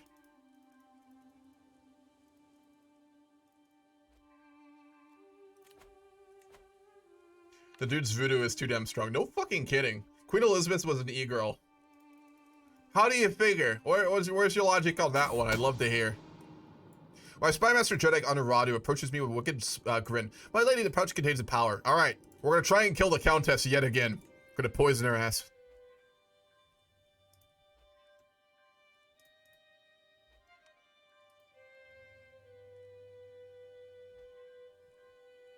I wish the game would allow you to sect nicknames. We could name our queen, Queen Cipriana the Thick of House Torres. That'd be fun. Countess Aina was attending a local celebration in Lagadora and happened to know that she's a wine aficionado. All right, let's kill her. Come on. We're gonna poison her wine. Oh no. She is dead, walled up, and soon to be forgotten. We buried her alive like our grandfathers. Oh boy. We literally buried her alive. Man. Queen Cipriana do be a little bit dark, though. I'm just saying. She's a very good queen. She's very just. She's a good ruler, right? She's very moral. Except when it comes to House Boryone. Her hatred for that family after the killing of her father is such that she's done some pretty bad shit for revenge. Like, literally burying this countess alive. You can see that evil vein of our house even in her. Goddamn. I don't think I will.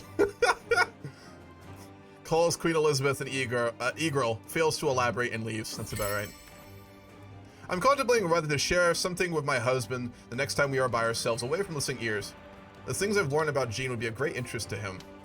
I mean, sure, I guess. Alright, we're gonna kill the fucking witch again. Come on. We killed him! Yeah, we succeeded! Bandits have slaughtered him. Everyone knows we killed him, but we don't care. Another victory in our feud. How many of them are left? 33. They're dropping like flies. Alright, we need to kill another. We're gonna kill Count Francois.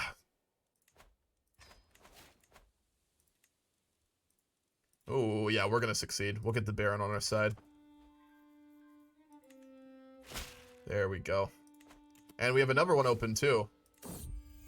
Let's, who else have we got in their family? We're just gonna murder everyone with a title until there's none left. They're glorious. Not for long.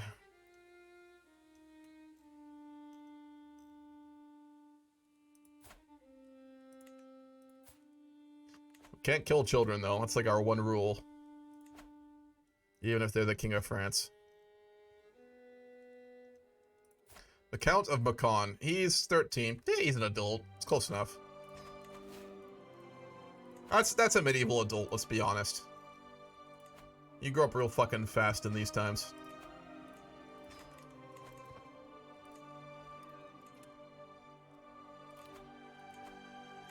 Do we have a blood feud with the French? Yes, we do. We've been feuding with House Boryone for 3 generations now. Let's hold court. My benign knight, Rainbert, bows before me, his trusty sword glinting at his side. I've served you faithfully, my liege. You know of my charge against Bernard Hug amidst the plains of Barcelona, but I am no longer young. I bid for you to invest me with my own lands in your kingdom.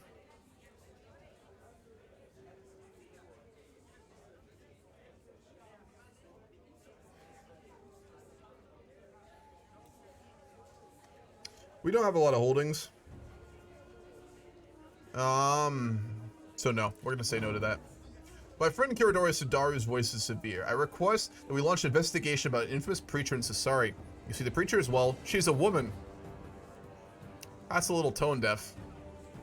And so she's also a woman though. Janessa Barber interjects Sudaru's speech by raising her hand and taking a step forward. My liege, while Sudaru is correct in his assessment, that is the preacher's only flaw. Oops, that's not the right button. Ah, we got a sexist at court. Didn't we befriend him? Damn.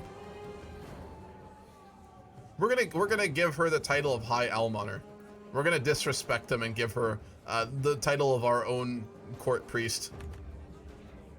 Municipal Queen Cipriana, I am Mastanable, and I have traveled far to ask for your aid in righting a great injustice. My brother Emir Muria sits on the throne of Valencia, but I am the true ruler and rightful ruler of those lands. If you aid me in pressing the claim, I shall swear fealty to you. It's a heathen. He's of good, sound mind. What's the title? I'm sure we could force him to convert.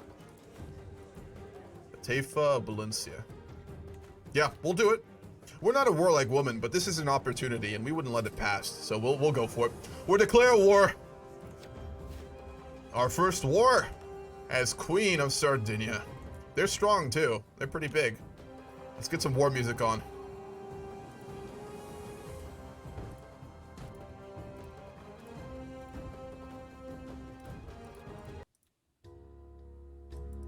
Gotta get the crusade music on. Alright, we have a war. Queen Cipriana is not a warlike woman. She's content to rule well in her own holdings. But this is an opportunity to seize an entire map. It's all of this, a massive region of Iberia for our family if we succeed. Let's also make him convert before he gets the title. Where is he? You are going to convert. We will not have a heathen as a vassal, only a good Catholic. Hold the banners! Listen, no, he's a fucking sexist. We don't like him anymore. We'll go with Jedek Roderick. He's been very loyal. Another member of our dynasty killed the man we were trying to kill. Let's land on the capital and try and take it. Let's hire a holy order too. We've got the Teutons on our island. No, we can't. They're at war. Oh, shit. Someone hired all the goddamn fucking crusaders. Swear to God. We've been discovered. We're like so fucking infamous in like the world right now for just murdering people. I mean, all from House Boryone, but still. Who else have we got? Again, I do want to just literally kill as many of them as we can. He's come of age. We can murder him. Oh, we're going to succeed for sure on that one.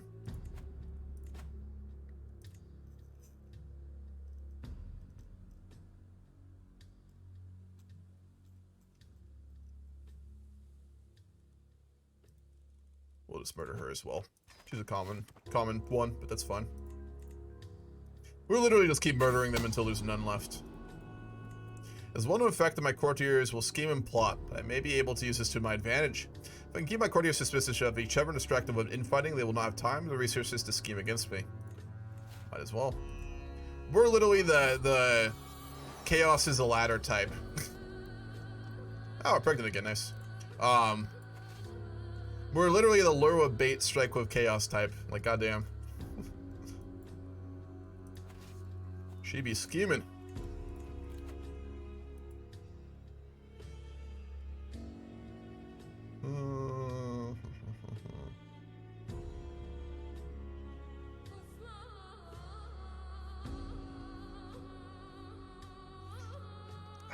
She wouldn't do any of those, though.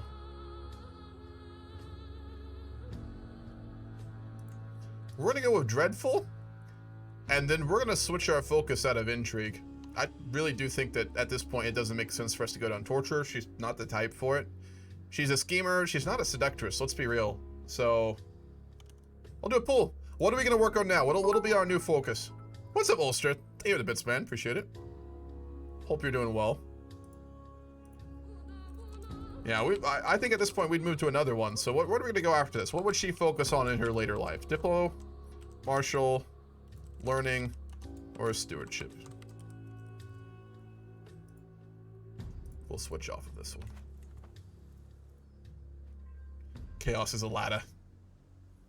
Battle music is playing. Let's put on war music. No, there's levels of war music. We need the war music. Choose the moment. Any succeeded crusades in this game? What's up, Cambam? Yeah, there's been 4. We've won 3 of them, I believe. Yeah, Vic game will start in half an hour. We'll be starting that.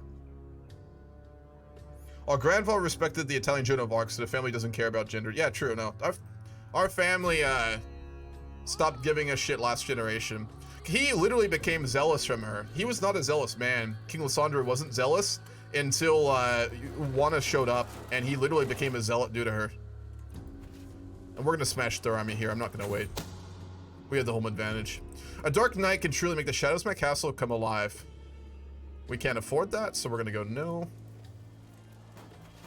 We'll siege at their capital after we break through army in Valencia. Here we go! We might not win this, actually. Ooh, fuck. That was a little close, I gotta say. We're gonna win it, though. Beautiful. That was a little close, but in the end, we defeated the heathens' armies. And now we're gonna siege their capital.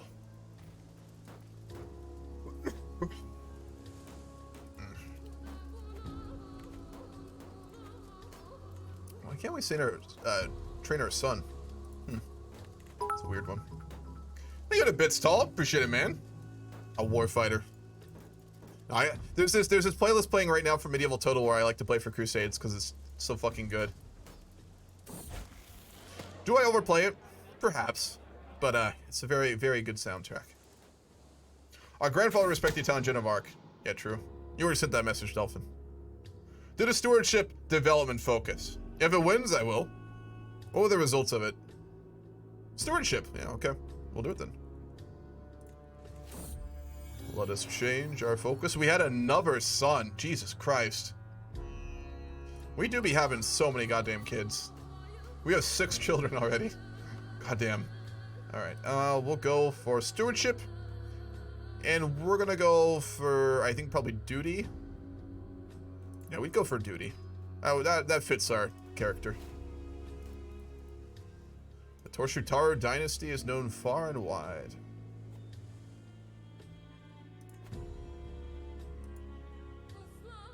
Yeah, we're fabled. Holy shit, we're actually fabled now. We might actually get legendary this game. God damn. Fuck yeah. Thank you to Bitsolster. Do appreciate that, man. Thank you. Since the HRE acquired more Spanish land, who would it go to? Castile, or you, or to a new kingdom? It's going to be released. It was part of the deal I set for the HRE war. I just haven't had a time to do the edit, because I'll do that in between this session and next week's. They should increase children mortality in CK3. Yeah, but then you'd have, like, no inheritance claims. I think that's why they don't do it. I do agree, though. Disease needs to be brought back. I like disease in CK2. It fucking sucked, but it made sense. My steward Archon Emmaus is proposing quests that he claims could benefit the kingdom. He thinks I should travel by retinue to chart the territories of Princess Ippolita. Sure. I guess. We're in a war, but we're not doing anything. Oh my god, look at that debt. We're gonna try and kill the prince. Prince Beringer of France. And we murdered him. Yet another one dead. As we pass into Prince Ippolita's lands, we are met by a knight and his entourage. Prince Ippolita bids you welcome, my queen. You're more than welcome to stay in these lands as long as you require. Blood is thick. Almost as thick as our queen. Alright, let's find another to murder. There's still too many of this family left alive, for my tastes. Francois. Man, these walls are big. We do need to actually get bombards. We'll do that when we're not broke. It looks like to be a quiet robe, but that is what makes it so good for an ambush, is it not? The bandits come rushing. Oh no, rushing forth from the hill. Arrows and orders suddenly filling the air. Oh, we murdered them all. Whoa. Jesus. Yeah, we would have a really good honor guard, though, wouldn't we? Hills, valleys, plains, lakes, highways, and forest paths. I have seen it all in Prince Ippolita's realm, and my cartographers have been eagerly making notes and cool sketches of every new site. The level of detail my cartographers have achieved with these maps is astounding. Not a single pathway seems to have gone unnoticed. We got a stewardship perk. Nice. We almost got murdered, but it's fine. Taxwoman. Well, we seem more like the administrative type, so I'm gonna go for that. War declared! Reclamation of Granada!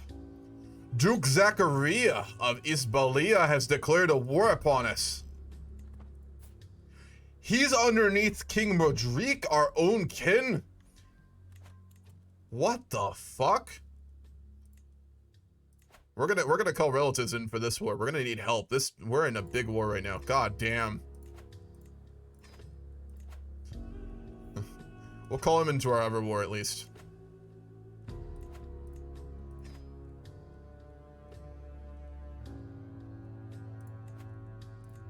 Become a guardian to our son.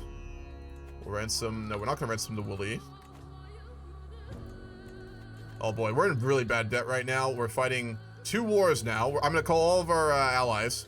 Please tell me we can get a holy order. We really do need one. Nope. Each already got Barcelona, since I don't think that at the time is included in the deal, since they got land afterwards, so I don't think they would keep it. No, we'll keep Barcelona, but the rest of Iberia is going to go to Castile and other regions. Beautiful. Our allies are coming to our aid. Let's try and murder another member of Boryone. And she's dead. How many do we have left? Too many. 30 left. I'm literally just going to go down this list. We got a hit list. She's basically Arya Stark from Game of Thrones. She's got her list of people she's going to murder, and she'll be damned if she doesn't do it. She's like Arya Stark if she wasn't creepy as shit.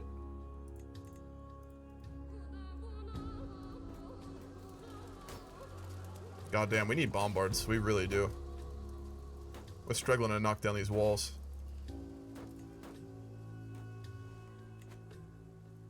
So how long do we have?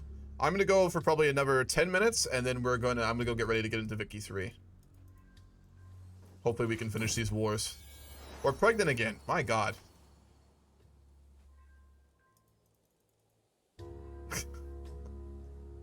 I mean, you go. That debt is getting bad. Goddamn. We're attritioning enough soldiers, we're offsetting it a little bit, though.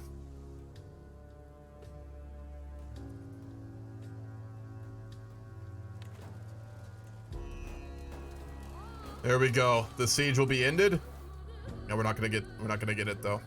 We're gonna carpet siege the rest of them and end this war.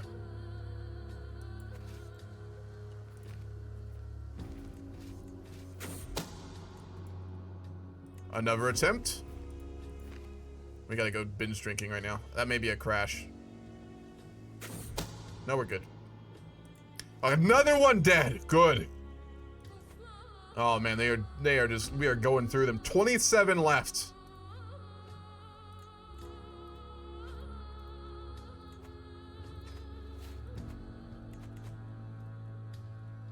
Can you imagine being a member of House Boryone though?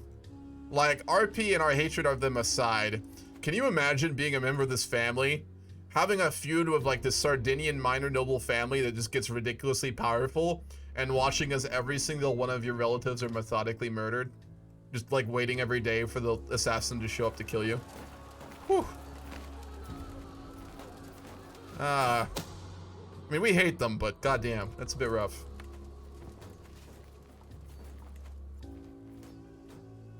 This is a costly fucking war.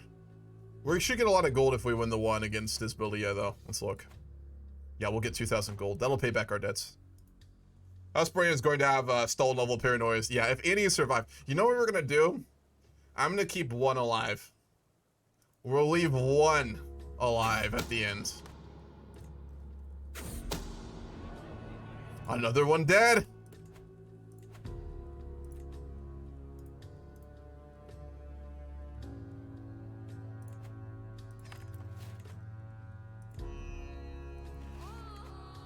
To be fair though, our grandfather instilled a level of dread for our family that is ridiculous. And although we are like not known for being evil per se, we're gonna really reinforce that. I think most dynasties would be fucking terrified of us at this point. Like, our old king ruled by like dread, impalement, and mass murder, and our current queen has literally almost completely destroyed a bloodline, a noble bloodline. Descended from Charlemagne too, mind you. Like, they are descended from Charlemagne, and we're killing every single one of them. We had fucking twins! Jesus fuck, we've had so many kids. Rachel, and we'll go with, we'll go with, let's find a good one. Cyrus, that's a good one. Yeah, we have 7, 3, 6, 7, we have 8 kids. Whew. Poor fucking court tutor, man.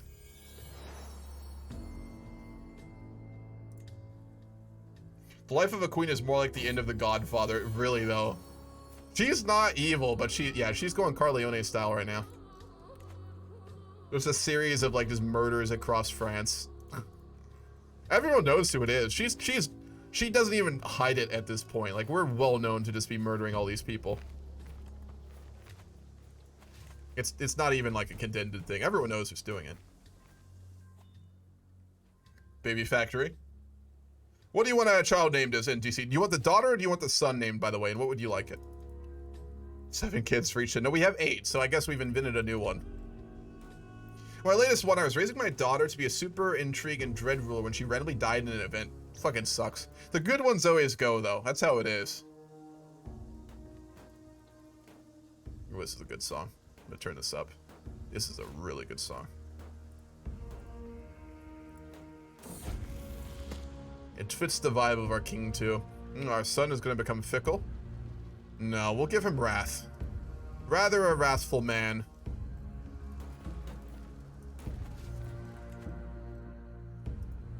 He's a really interesting character, too.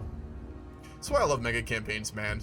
Every character you get is more interesting as the story just gets more and more deep. It's so fucking good. I am looking forward to going to EU4. But I'm really going to miss the CK3 vibes from mega campaigns. Well, I mean, I'm going to continuously do mega campaigns. When I'm done with this one, I'll start a new one.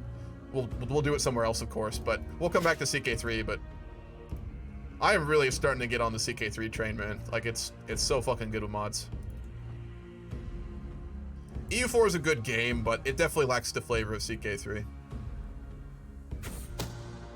Vicky 3 for our mega campaign is going to be really fun. I really hope we get a Torres dynasty all the way to Stellaris. Can you imagine, like, a Torres king in charge of humanity going into Stellaris? Fucking based. Another one, come on! We killed her! Oh my god. 26 left! Someone had a kid. Oh, no. Alright, he's an adult. He's 14. We can murder him now.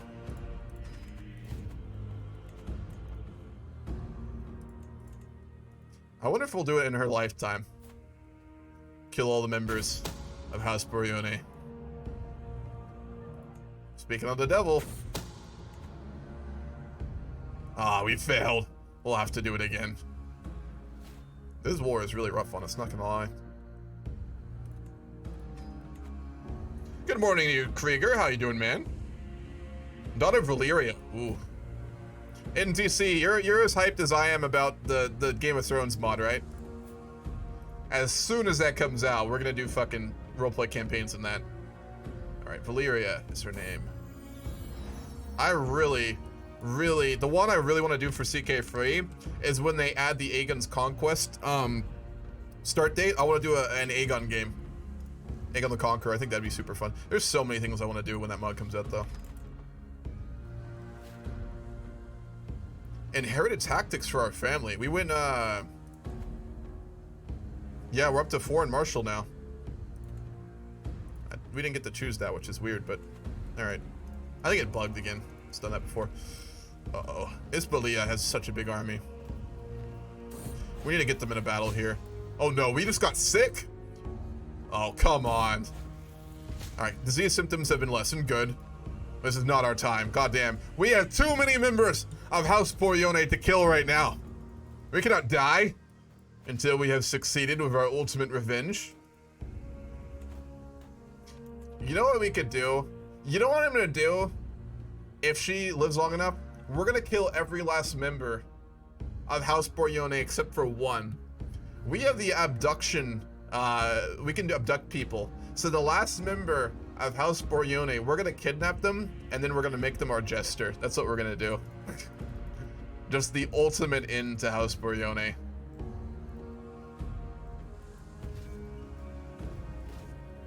Jesus Christ, we've attritioned so many soldiers here. We're no longer sick. Good. We need to get a decisive battle. We're gonna head to Granada. We've got a lot of troops on. No, we don't actually. Jesus fuck. We need Castile. Iconoclast popped up. They're sending their army. Can we get a holy order yet? Nope. Alright, this is about time.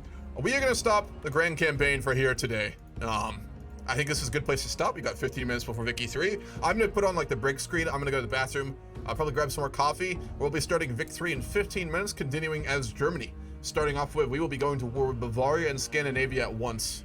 To destroy the communists, the radicals in Scandinavia, and to fully unite Germany and destroy the kings of Bavaria after winning the First World War.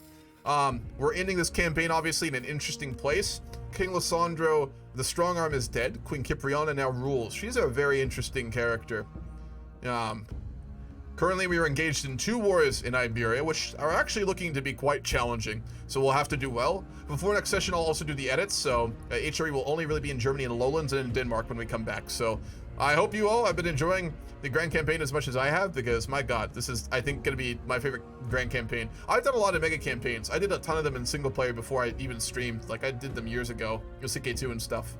And I think this is going to be my favorite. It's just so fucking interesting. So, alright guys, we'll stop here. I'm going to get the save. I'm going to go on break. We'll be back with Vicky 3 in 15 minutes. If this is it, I will be, just a heads up, only streaming on Sundays for the next month. I'm working on a bunch of YouTube tutorials. I want to get those done, so just a heads up. But, alright, I'll be back in a little bit.